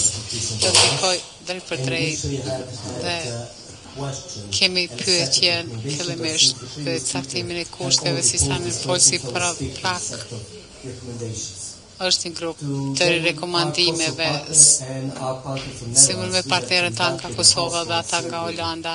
Kemi bërë një studim të opinionit publik lidhur me domat e specializuara në Kosovë dhe gjatë kësaj kemi dalë me disa prej gjetjeve interesante.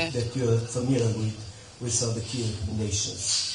However, we have distinguished a couple of the kemi disa prej koncepteve që kemi identifikuar gjatë të kërkimit, hulumtimit dhe kemi adresuar një prezantime një rëpiqërështive kryesore që kush do t'jetë target aktakusave dhe ndjekje penale individit dhe jo vetë organizata. Mirë po, janë disa çështje që duhet të adresohen dhe t'jenë më të qarta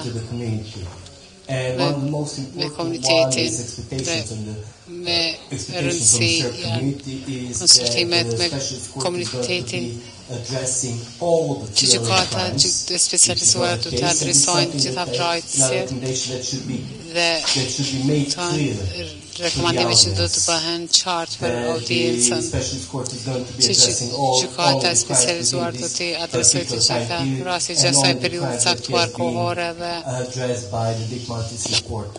ato që janë adresuar nga raporti i dikmartit dhe kjo është pritja nga publiku serb dhe audienca e serbe dhe në anën tjetër ka pritje qarta lidhur me respondentët, ndërsa audienca respondentët thënë që do të ndjeken penalisht edhe policia, pjesëmarrja e policisë dhe ushtrisë serbe dhe duhet bëhet qartë përfundimisht edhe kjo çështje. Së fundi ka të bëjë me natyrën e krimeve me cilën do të merren gjykata e specializuar dhe pritjet pashtu të një tretës të respondentëve është që gjykata e specializuar do të merret me krimet ekonomike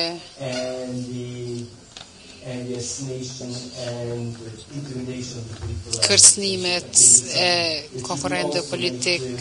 Kjo duhet të bëhet e qartë për publikun vetë. Ndërsa dy rekomandimet e punit s'kan të bëjnë me programin e vizitës për viktimat dhe është me rëndësi të jashtëzakonshme që të angazhohen akterët komunitet, nga ana komunitetit dhe shoqatat e viktimës dhe jo vetëm akterët e komunitetit donatorëve dhe ndërkombëtar deri në masë madhe këto dy vota nuk takon me njëra tjetrën. Për këtë arsye desha të adresoj këto rekomandime dhe fundit është teknike, me që keni të gjitha prezantimet në të 3 gjuhët, do të ishte vërtet e dobishme nëse mund të shfrytëzoni alfabetin cyrilik, mirë po gjitha gjuhët serbe zbatohet alfabeti cyrilik e jo ai latin. Pra kjo është veç një vërejtje ose rekomandim teknike. Faleminderit Nena. Lidhur me çështjen e gjuhës, vërtet jemi konsultuar me lingvistët nga Serbia, të cilët na kanë thënë po ashtu që latin, alfabeti latin është edhe alfabet zyrtar në Serbi, kështu që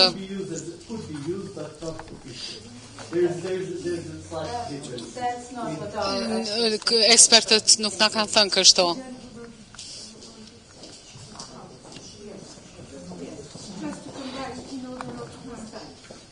Yes, thank you very much for your visit. I think that this visit was necessary for Kosovo. Kjo vizit ka qenë domosdoshme për Kosovën, por kam një pyetje.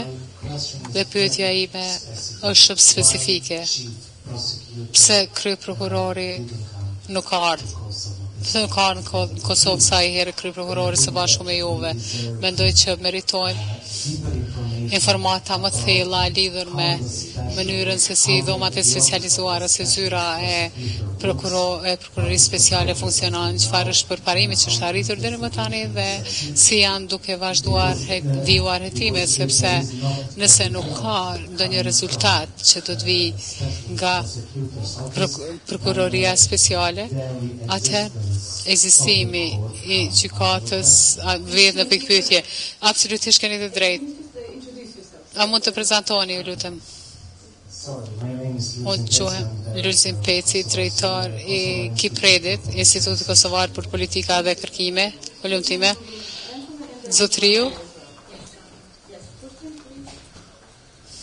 Hi, I'm Shnurisio from Integra. Jam Do të flas shumë i lumtur që isha këtu dhe gjithmonë kënaqje.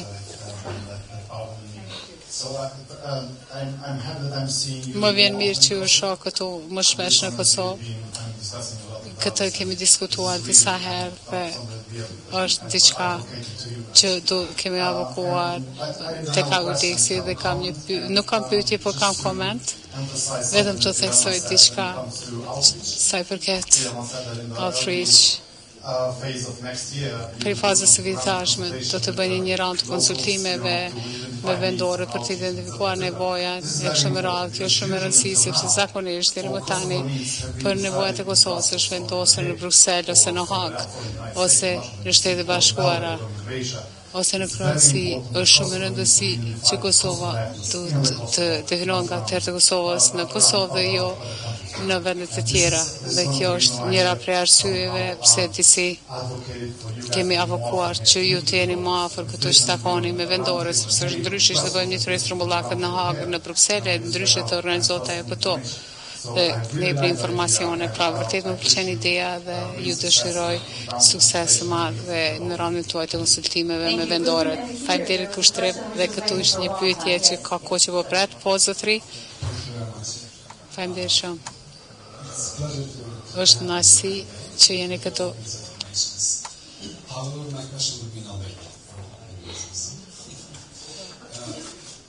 Could you excuse me speak a little bit? Nëse ka mundësi të flisni pak më të madh, ju lutem. Po, faleminderit. Jam jeton në Regja. Jam jeton në Regja. I don't know how to switch into Albanian. Nuk di se si të kaloj në gjuhën shqipe, nëse ka dikush më ndihmu. English, of course. Në anglisht, ju lutem.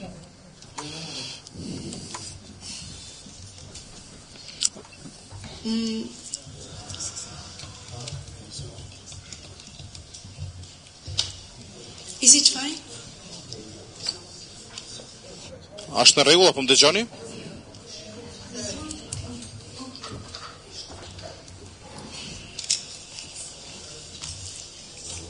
I'm ready. Jam gati. Po. Faleminderit shumë. Disa lidh me prezantimin e zonës Spirit më herët, edhe më afër sa për mendin kushtimin tash.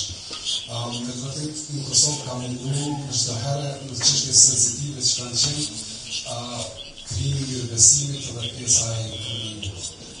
Përfshira shoqërinë civile në këtë fakt që ishte në vërtet një mundësi më shumë për gjithë që informohen edhe që prekin procesin nga afër.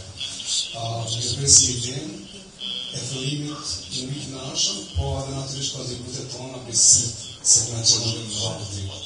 Një pyetje konkrete për kryetarën desha ta drejtoj lidhur me tashtonin fillimisht, po është me server dhe kërkesë. Nëse dëshmitar në rastet më hershme kanë qenë ata që jo gjithherë asaj që kanë dëshmuar fillim kanë qenë deri në fund të dëshmimit të tyre.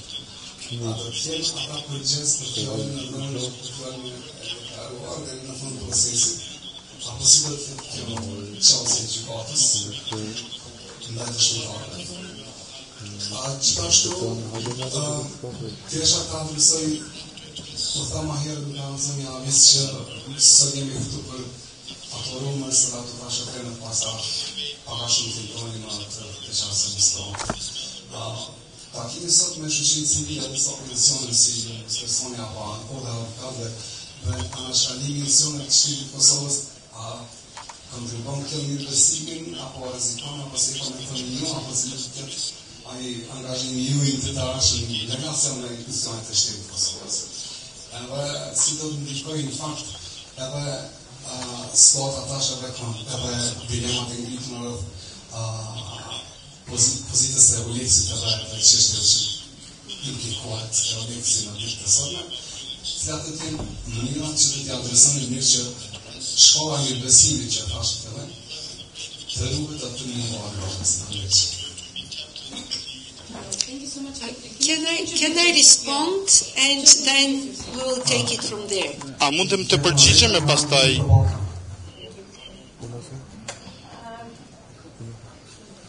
Would you agree that A pajtoni që unë të përgjigjem e pastaj të bëni pyetje tjera. A është në rregull kështu? A mundem? Mirë. Para zgjidhësh. Dhe nëse një pjesë e pyetjeve më kanë ikur, më rikujtoni, ju lutem. Zotriu, nuk jam shumë e mësuar dhe nuk më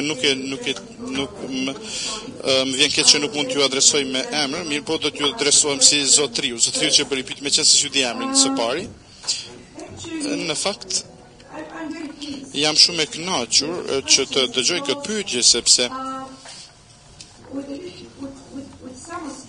me disa habi që po lexoj disa artikuj që dhomat e specializuara do të hetojnë, ndjekin dhe gjykojnë, për shembull, UÇK-n, pra Ushtrisë Shëndetare të Kosovës. Ligji është shumë i qartë këtë, prandaj me përgjigjen ligji është shumë i qartë. Ligji flet pra për përgjegjësi individuale. Është përgjegjësi individuale e kujtdo që ka mundur të kryejë krime brenda territorit siç parashihet në ligj. Përveç kësaj, ju referuat raportit të zotërit Dikmartit. Në fakt ekziston një ndërlidhje relevancë për raportin e Këshillit të Evropës, që është paksa më ndryshe, nuk është copy-paste, nuk është kopje gjithçka e asaj që ka thënë Dikmarti në raportin e tij. Dhe do dëshiroj të i referohem dispozitës në lidhje me jurisdiksionin personal e që jep përgjigje të qartë për këto pyetje dhe jam shumë i kënaqur që edhe një herë të kem mundësinë që të sqaroj se ligji është vënë në fuqi nga parlamenti dhe thekson se kushdo që është qytetar, shtetas i Kosovës apo ish Republikës Socialiste Federative të Jugosllavisë, apo Socialiste të Jugosllavisë mund të mbahet përgjegjës i cili ka kryer krime kundër njerëzimit, krime të luftës që janë në jurisdiksionin e asaj kohe. Dhe ata të cilët kanë kryer vepra kundër qytetarëve të Kosovës dhe qytetarëve të ish Republikës Socialiste të Jugosllavisë do të mbahen përgjegjës. Pra kjo jep një kuptim shumë të qartë, nuk ka cak target, nuk ka cak etnicitetin. Asnjë etnitet nuk është cak i hetimeve. Pra, kushdo mund të jetë përgjegjës për sa i përket krimeve që janë kryer apo krimeve të luftës, pa marrë parasysh etnitetin. Rastet dhe procedurat dhe procedurat e institucionit. Pra, kjo është përgjigja ime dhe është shumë e qartë. Madje edhe më duhet t'ju them se dje jam intervistuar nga një gazetar shumë i mirë dhe i ri që më bëri disa pyetje dhe unë respektoj të gjithë sepse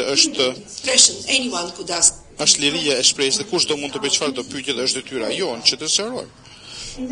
Dhe jam përgjigjur atij paksa në mënyrë të vrasht, mirë po, kjo nuk ka bazën në ligj dhe mund të shpjegoj atë që kam thënë për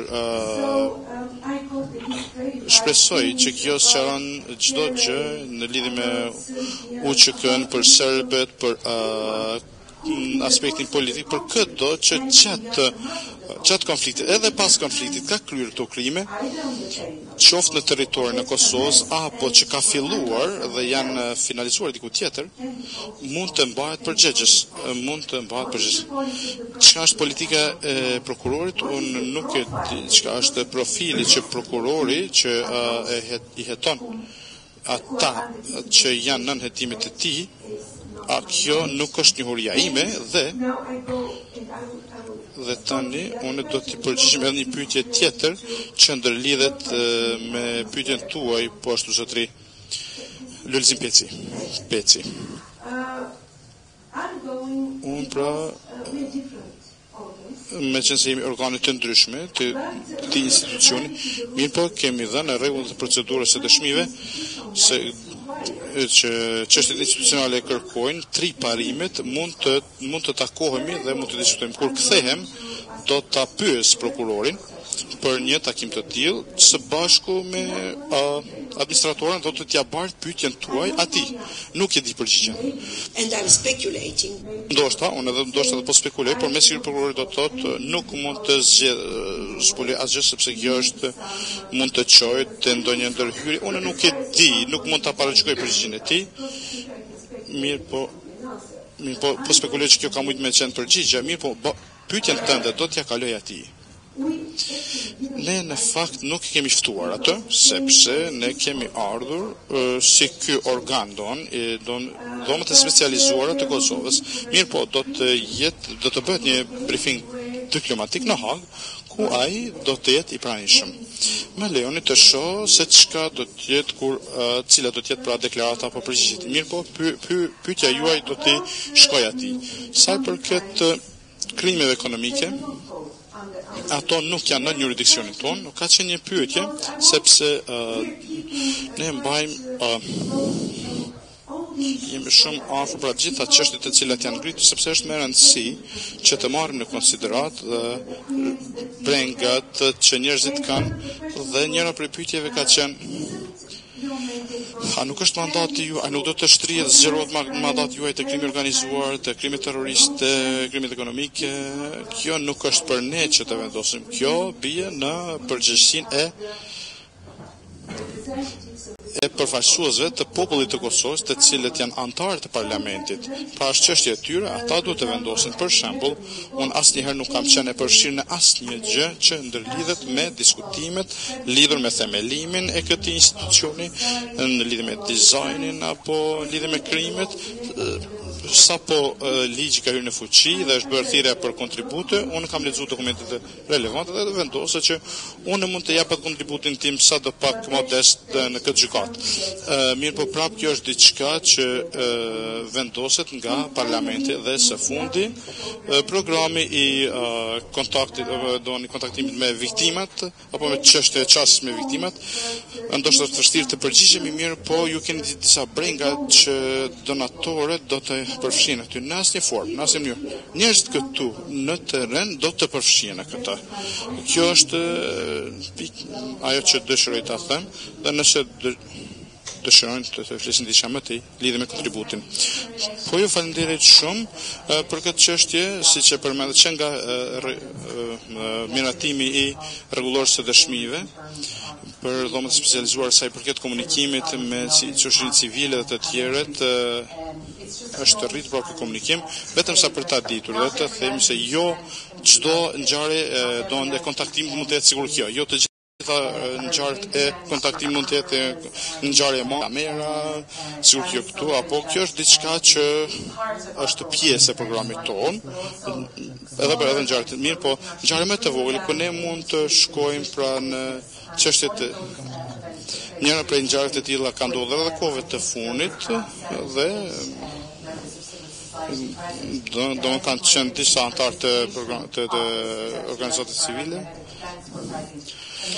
dhe kanë pasur një shkëmbim dhe kanë dëgjuar mesazhet që janë të ngjashme sa i përket këtij procesi. Është proces gjyqësor dhe është e ndjeshme nevojë të gjitha palëve dhe që do të jenë që pjesëmarrja e tyre të jetë dhe këtu përfshin edhe viktimat qendrore sipas nevojave të viktimave. Unë kam një përvojë pra si nga sistemet vendore edhe sistemet ndërkombëtare hibride, pra një grup kyç që është shumë e rëndësi se përket për mbështetjes së këtij procesi është ende mbetet pra viktimat, OJQ dhe të tjerët. Mirë po është e qartë, jemi të vetëdijshëm për OJQ dhe për të tjerët se do të vazhdojmë të punojmë me viktimat dhe të mbështesim ata në pikpamje të kërkesës së tyre për drejtësi dhe llogaridhënie. Dhe shpresoj që kjo ndihmon dhe shpresoj që të jem përgjigjur. Më vjen keq, mirë po do harrova të përgjigjem zotriut atje. Sa i përket dëshmitarëve, ligji parasheh përgjegjësi për dëshmitarët nëse ata nuk do të paraqiteshin, nëse ata nuk do të dëshironin të flisnin apo të japin përgjigjet ndaj pyetjeve. Dëshmitarët mund të ndryshojnë, mund të ndrojnë atë deklaratën e tyre dhe ligji për dhomat e specializuara dhe për prokurorë dhe zyra e prokurorit të specializuar, ne duhet të udhëhiqem sipas procedurës penale të Kosovës, kodit të procedurës penale të Kosovës. Dhe kjo do të mbetej si çështje e gjyqtarëve se si do të vendosen ata për këtë çështje. Dhe sa i përket rritjes së besimit në institucionin ton, sa i përket dhomat të specializuara të Kosovës, unë kryesisht mbështetem në performancën, në punën. Pra kjo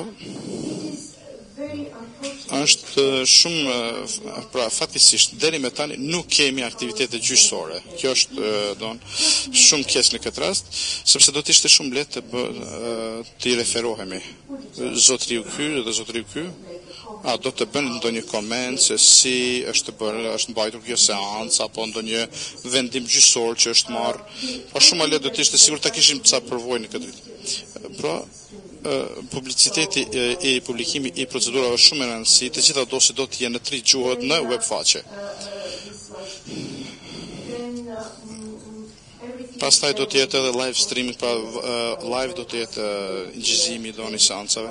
Do të jemi të gatshëm po ashtu të japim shpjegime kur kërkohet.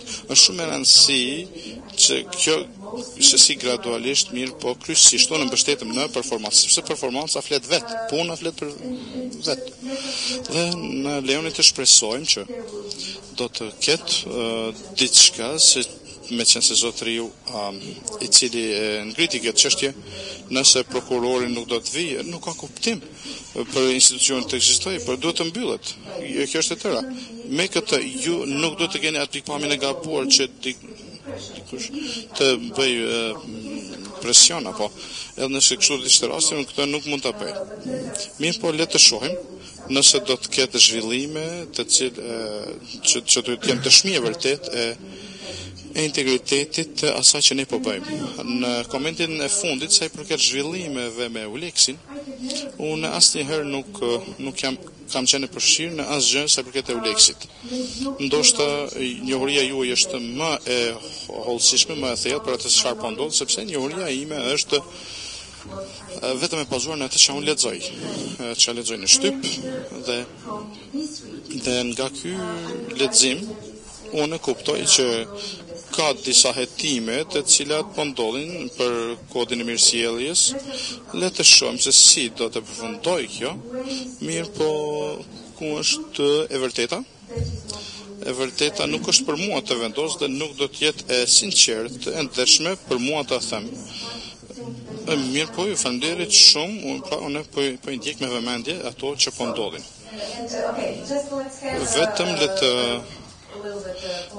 Vetëm diçka sa i përket lidhje me agjendën, edhe një round të fundit të pyetjes, sepse jemi duke ju afruar fundit dhe vetëm sa për referencë për atë që Trendafilova tha sa i përket intervistës, ajo do të intervistohet sonte, do të jetë mysafir në Rubicon, pra mund ta shihni atë live në televizor. Pra, ta kemi rundin e fundit të pyetjeve tani dhe të komenteve. Së pari kishte dikush atje që dha bekimi, pastaj 4 pyetje me sa duket, po 4 apo 5. Dhe pastaj përgjigjen e këto pyetje duhet ta përfundojmë. I'm from Community on Law Center, Kosovo, and as my friends, I do really appreciate. Dhe vërtet e çmojmë këtë si dhe ka dishmërinë tuaj së përgjigjen e gjitha pyetjet tuaja.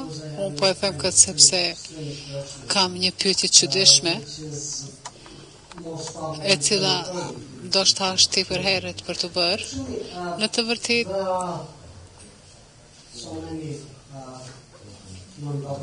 ka shumë organizata e qeveritarit pranishme këtu, të cilat janë duke punuar në krijimin e memorjes kolektive lidhur me të kaluarën e cila bazohet në fakte.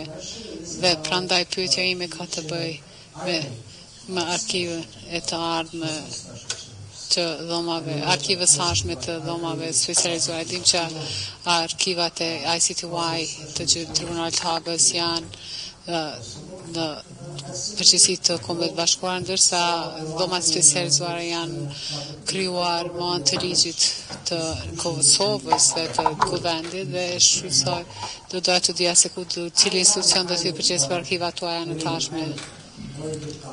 Unë jam pak sa i shqetësuar lidhur me këtë, sepse e din që qytetarët e Kosovës nuk kanë të drejtë që të aplikojnë për gjyqtar dhe prokuror në dhomat e specializuara dhe mund të marrë me mend edhe pse, mirë po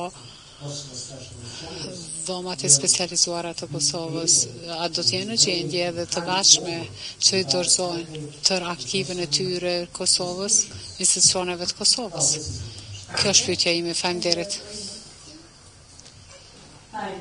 Po, faleminderit shumë. Joli Kryga janë shkencëtare politike dhe konsulente e të rinjt me grupin për drejtat njeriut dhe ju keni ftuar gjithë aktorë shoqërisë civile dhe nuk falet për ndonjë prezantimin. Si parashikoni raportin tuaj me shoqërinë civile këtu në Kosovë dhe a keni ndoshta një listë të dëshira si do doni që ju të mbështesin ata në vitën në vjem gjatë punës suaj?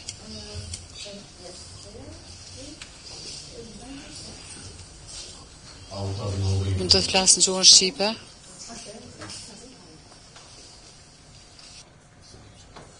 Unë jam Besar Beglica, jam gazetari i Radio Televizionit të Kosovës. Kisha një pyetje zonën kryetare gjatë përgjigjes së parë të juaj.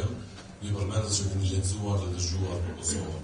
Ai çfarë po më intereson është çka keni lexuar, çfarë keni dëgjuar dhe ku keni lexuar dhe ku keni dëgjuar. Okay, thank you. Let's just have all the questions and primarily from the civil society, please. Yes, sir. Yes.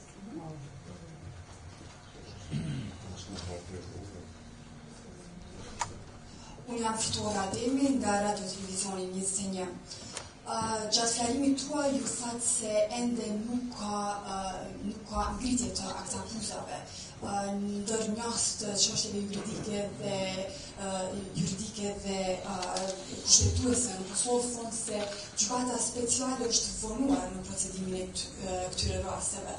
Kur pra mund të priten akuzat e para dhe a jeni vonuar në procedimin e këtyre rasteve?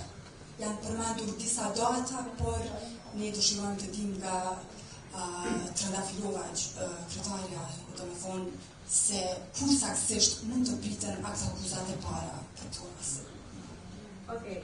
Thank you, and I think we're going to end up here because I know these are all the media. Faleminderit.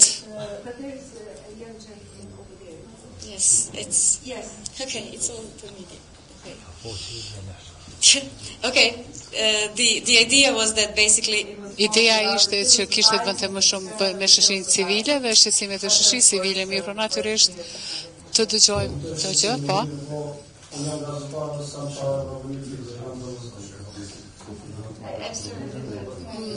Më fani, por nuk ka pas përkthem të kësaj, nuk e dëgjuam.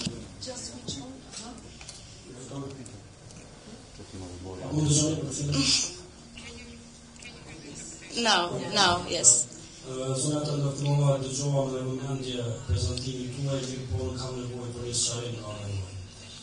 Me opinionet e ne kam një përshtypje se të akuzuar në rastet që do të procedohen në gjykatën e dhomat specializuara duhet të jenë vetëm individ që nacionalitetin ta kenë shqiptar.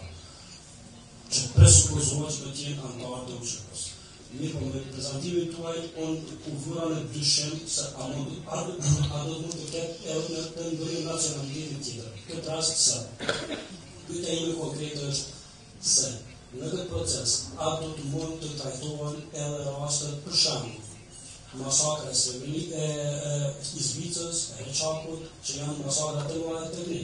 A do të jenë vetëm entitet shqiptar, apo do të ketë entitet edhe të tjerë. E kuptova atë se çfarë thatë për prokurorin se varet ai nuk kanë të ndjek. Mirë po, gjykata a do të mund të trajtojë rastin e tij. Faleminderit. Thank you. Can you just introduce yourself? Faleminderit. Mund të prezantoni? Okay, thank you. And one more, and that's it. Yes, please, Mr. Krasniqi. Pozit Krasniqi, po. Faleminderit shumë për mundësi. Jam Besik Krasniqi, gazetari i Kohës Ditore.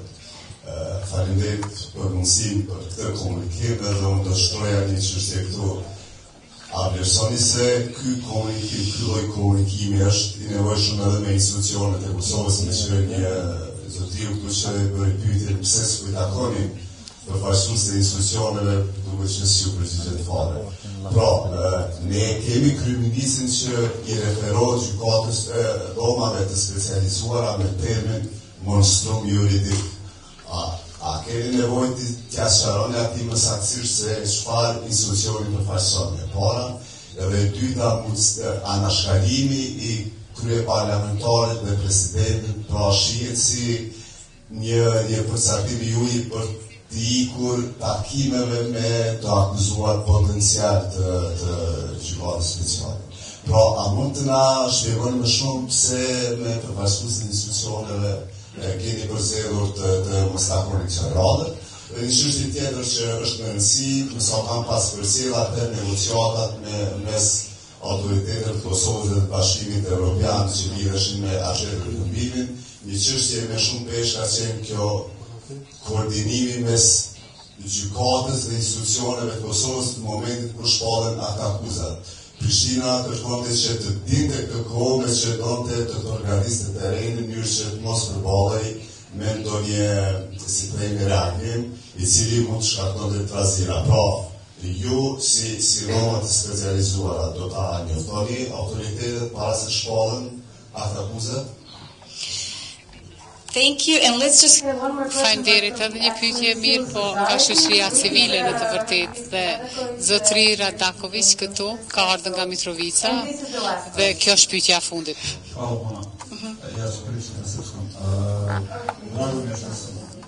Veç pak. Më vjen mirë që jam sot këtu. Unë pajtohem me konotacionin tuaj që do duhet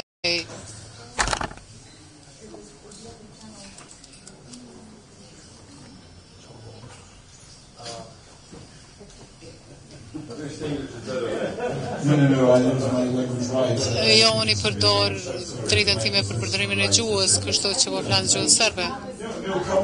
Nuk ka problem, po. Pse kemi drejtat tona dhe unë mund të flas gjuhën serbe. Rregull.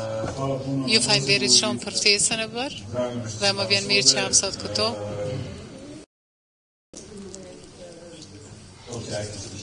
Po, gjuhën angleze sepse është shumë keq, nuk ka problem. Rekomandimet për të ardhmen që të shfrytëzohet kjo sepse gjuha serbe është pjesë e kushtetutës dhe po nuk po funksionon, pra s'ka problem, është e njëjtë në sistemin juridik të Kosovës për gjuhën serbe, po natyrisht që shpresoj që nuk do ta keni atë problem atje këta që keni këtu në Kosovë. Unë fola me kolegën tuaj lidhur me çështjen që të kemi më shumë se 1600 njerëz që janë të zhdukur, du të ketë përgjigje ku janë ata njerëz me grupe të ndryshme që përpiqet të nisin këtë çështje, të fillojnë dhe me autoritetet dhe në përgjithësi fillimin e perceptimit që fillojnë me njerëz që e dinë për kush ka kryer krime dhe mbrojtja e viktimave dhe gjërat kryesore këto dhe besimin.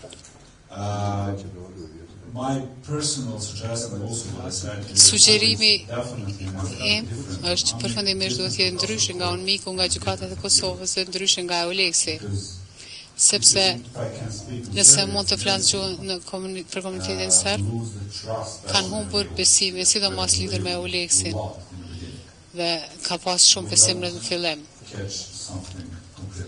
Nuk marrim diçka konkrete. Njerëz kanë nevojë për përgjigje dhe atë që përmendi edhe në noti duke organizuar rastin, duke bazuar në UÇK-t. Të gjithë e di që kjo nuk është shumë mirë, po kjo është punë për ekipin tuaj që t'u asqëroni në veri dhe në pjesë tjera lidhur me këto rast në Kosovë, është çështje me rëndësi. Unë diskutova me kolegën tuaj që shumë njerëz përpiqen nga pjesa tjetër e vendit, nga pjesa tjetër, nuk e di Serbisë, Bosnës, dhe të mos flasim për Kosovën, se Kosova është diçka tjetër. Lidhur me këtë temë, do të flisni me Kosovën, sepse shumë e rëndësishme të merrni diçka nga njerëz që jetojnë këtu, që kanë kaluar nëpër ato gjëra dhe jetojnë me ato gjëra, dhe pyetja është këtu. Disa pyetje, po ashtu edhe në çështja në Beograd, mirë po, çështja kryesore, 99% janë këtu, dhe zgjidhja e këtyre çështjeve është këtu. Jo jashtë kësaj, dhe kjo është më rëndësi që të diskutohet me njerëzit për të sqaruar këto gjëra, mirë po edhe pjesë tjera të Kosovës, jo edhe në Prishtinë. Dhe është interesante sepse kemi edhe ojo nga veriu, mund të vinë në veri që diskutoni me njerëzit lidhur me këto tema, sepse është më rëndësi thelbësore. Dhe pyetja e dytë, juristët nga veriu ka thirrje, është thirrje e hapur edhe për avokatët, a mund të aplikojnë edhe avokatët nga Serbia, apo po ashtu edhe ata të bëjë, sepse për EULEX-in janë avokatët vetëm nga vendet e BE-s, jo nga Serbia, a mund të aplikojnë njerëz nga Serbia dhe njerëzit, apo kanë prioritet vetëm njerëz nga Kosova? Pyetje konkrete dhe do të merrni përgjigje konkrete, kërkoj ndjes për gjuhën serbe, më mirë do të jetë rënashme, po jemi takuar dhe kjo ishte pyetja e fundit, tash përgjigjet dhe po lidhur me arkivat që pyetet, kjo çështje është rregulluar në vetë ligjin. Pra arkivat do të mbahen diku jashtë territorit të Kosovës për një periudhë caktuar kohore ku mund të jetë sigurt që ti kemi këto. Në dy do të ketë, nuk do të keq kuptohet se do të ketë qasje të lirë në ato arkiva, sepse objektivi ose synimi është që derisa aq sa është e mundur, sepse pajtimi është një proces i ngadalshëm, pas hapi, bëhet gradualisht, dhe nëse është e mundur, siç thatë ju, që të bëjmë kontribut që njerëzit mund të kuptonin të kaluarin dhe të bëjnë kontribut, kështu që do të ketë një regjim të posaçëm për të pasur qasjet e këto arkiva, dhe me këtë do të merremi pas përfundimit të institucionit, do të ketë mekanizmat që do mbesin, që do të jenë përgjegjës për çështje të tilla. Sa i përket po është gjithmonë ekziston çështja që është valide ose me vend, më duhet të them, lidhur me vonesën e pas kaq shumë viteve të këtyre procedurave.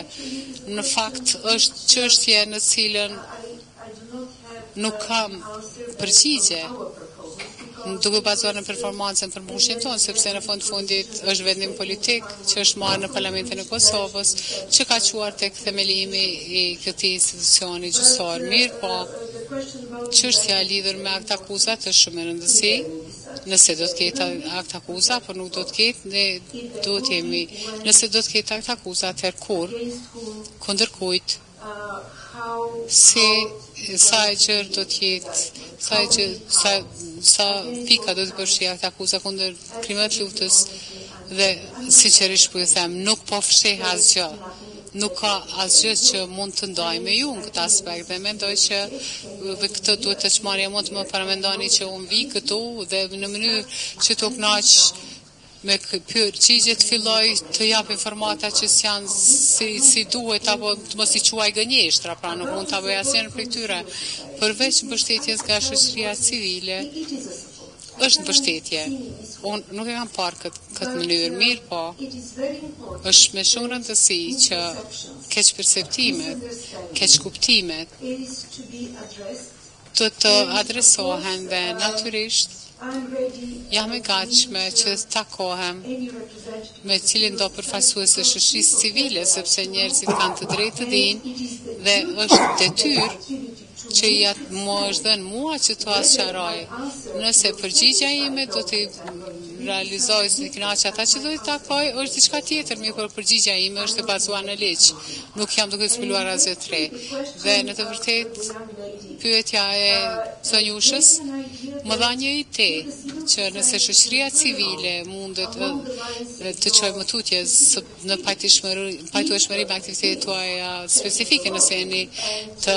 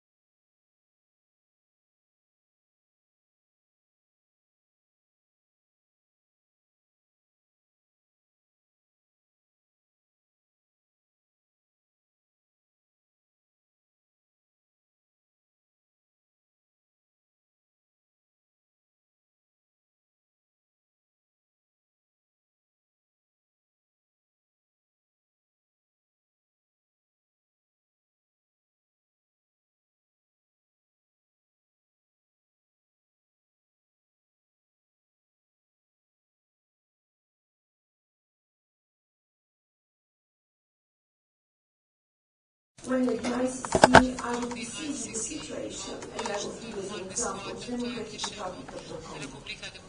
You cannot imagine how complicated it is, and you cannot deal with the case without seeing the facts within the context of this country. And I asked back then a legal officer to come to sit down with me that was working on the situation, because this situation was given to the chamber that I was presenting all from a different chamber, for some reasons we couldn't further on. And she was explaining to me, I was here, and then I thought that I still do not have a very good understanding, because people would go from one guerrilla to a militia, from the militia to governmental forces, and then you're losing the idea about what was the actual commitment of those for whom we had already at that time received requests for arrest warrants. So it is very important to read, but this doesn't mean that having read so much is going to influence our decision making, because our decision should be based on evidence. The professor asked a very pertinent question. If we are to do something else, going beyond what evidence dictates, then there is no need for it. Atëherë s'ka nevojë të ketë gjykat. Atëherë secili din.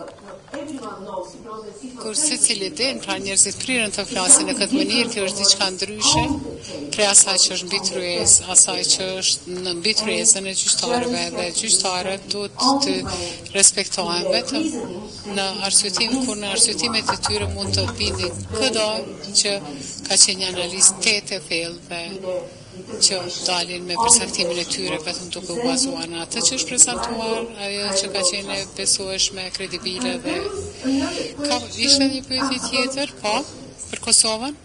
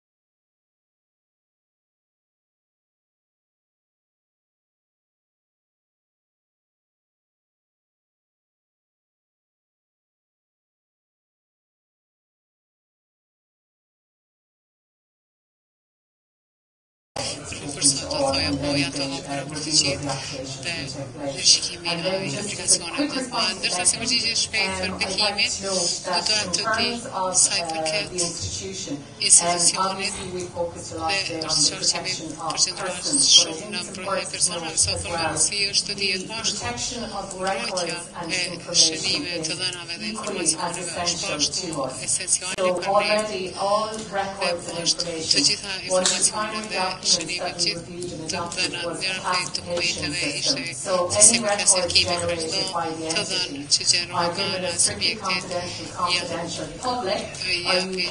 shumë konfidenciale ose shënime se classified ose sekrete pra është ndër sistemi se si ato shënime do të menaxhohen dhe do të dhe kjo është diçka sikur se tribunalet e tjera kalon në të situata pra shënime që janë të klasifikuara si konfidenciale për një arsye për dhe ato shumë të dhëna të hapen në një arkiv në fund të procedurave është njëjtë sikur se shoqërim tjetër si edhe nga jurisdikcioni nacional se është konfidenciale që është diçka që mbetet shumë konfidenciale përveç nëse gjyqtari vendos të ndryshojë shënimin e tillë dhe kjo është arsyeja dhe kjo presupon se Parlamenti ka marrë ka si fakt se mendoj që është njëri 60-62 që merret në arkiva që janë pronë të cilat një arrangement për si të takohen do të që shënimet ose publike nuk do të bëhen të tilla në ta në pra ja fal presidentin dhe faleminderit për pyetjen. Nuk do të doja që të flas më gjatë. You decided to spend with us. There was a question about ishte një pyetje lidhur me lokacionet kur janë kryer krimet, nuk mund të jam ndonjë përgjigje për këtë. Do të varet nga prokurori.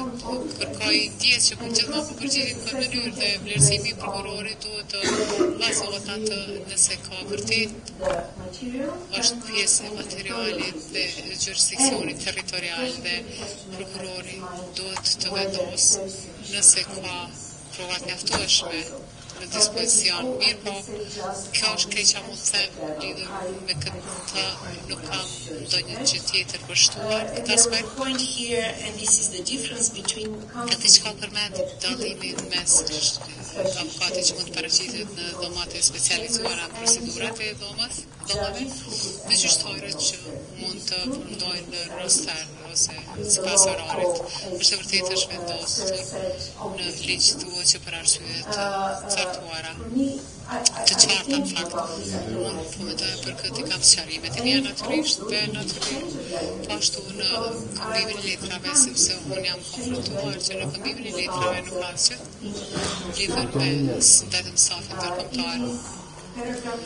Paragrafi 14 sepse jam shumë strikte dhe përsëri kam shikuar këmbimin e letrave në paragrafin 14 thuhet që për arsye të vetme është qartë që për arsye të jashtme fakt që stafi nuk mund të jetë dhe kjo të thotë jo vetëm stafi që vjen nga Kosova, mirë po nga cili do shtet që nuk është shtet antar i bashkimit evropian ose i shtetit kontribues, askush tjetër nuk mund të aplikojë. Ky është vendim për cilin është akorduar dhe është ratifikuar nga Parlamenti. Pra ju faleminderit shumë. Shpresoj që do të jemi në kontakt në të ardhmen dhe aktivitetet tona gjyqësore, nëse do të ketë të tilla, do të ngrisin çështje shumë interesante në cilin do të kemi takime dhe do të diskutojmë. Ju faleminderit shumë. Ju faleminderit edhe shpresoj që jemi përsëri kemi 40 minuta më gjatë kemi marrë, por shpresoj që ka vlerë. Faleminderit. Thank